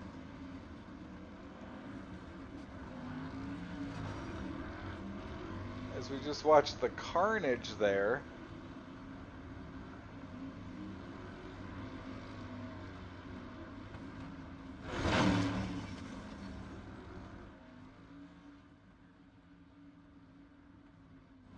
My engine expired. I'm done. So it's Zach Chapman, Aiden Young, Andrew Smith, your top three. Is Chapman still trying to avoid people out on the track?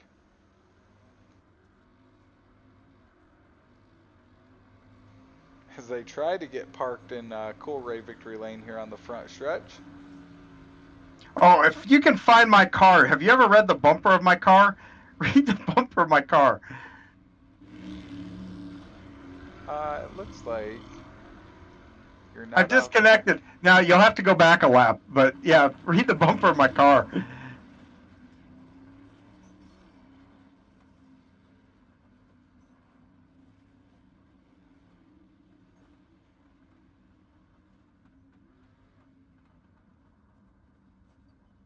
So when you do this, you need this on your bumper of your car. I've got a lot of wrecks to go through. We'll get started here, John. I'll throw it to you. It's the third place finisher, 79 of Andrew Smith. Yeah, Andrew, man, you made it. Yeah. Yeah. That's all I can say. Congratulations, you made it. Yeah, I survived. It's not the prettiest podium picture, but it's a podium. How many, just out of curiosity, how many fast repairs did you have to take? What was that? Sorry? I had the chat going still. Oh, sorry. How many fast repairs did you have to take? Oh, probably 5 or 6. Not as many as you think, but it was able to survive a little bit. Well, you had 54 incidences, which looks like is not quite the top, but it's towards the top. It looks like our race winner, doubled up here. He had 6. I don't know how he did this. 62 incidences and one. Usually you're falling apart, but I smell a rat there. We may have to launch an investigation on that one. But congratulations on surviving. Any other thoughts? How much fun do you have in these? Oh, these are a blast. The street stocks are fun to rip around anyway with the lower power, but these are always a good stress relief and just have fun, right? I mean, absolutely. At the end of the day, that's what they are. I mean, you can't take them super, super serious. You want to try and race a little bit, but at the end of the day, we're having fun. Yeah, actually, when I'm out there, believe it or not, the wreck avoidance skills, I think it sharpens them a little. I mean, at least that's my opinion. Yeah, certainly. I mean, it gets you thinking if you see a bunch of cars stop up ahead, right? Start thinking and try to find a way through. But yep. Yeah, it's fun. Well, the floor is yours. Who'd you like to thank for getting you through this mess? Spartan Racing. Sorry about the bill. Perfect Endeavor Expressions. You guys for the broadcast, C2C for the league. Like I said, these are definitely fun. That's for sure. Well, glad to have you aboard, and we'll look forward to seeing you in a few more of them here before season's end. Yeah, hopefully. Cheers, guys. Yep.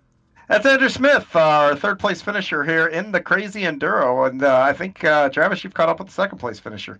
I have our second place finisher. It's Aiden Young. So Aiden, you come back with the street stocks here, get a second place. You had the lead at one time. How much fun was it out there, and how frustrating is it when you're so close to a win but you have that target on your back? Yeah, I'm used to it, so it don't matter.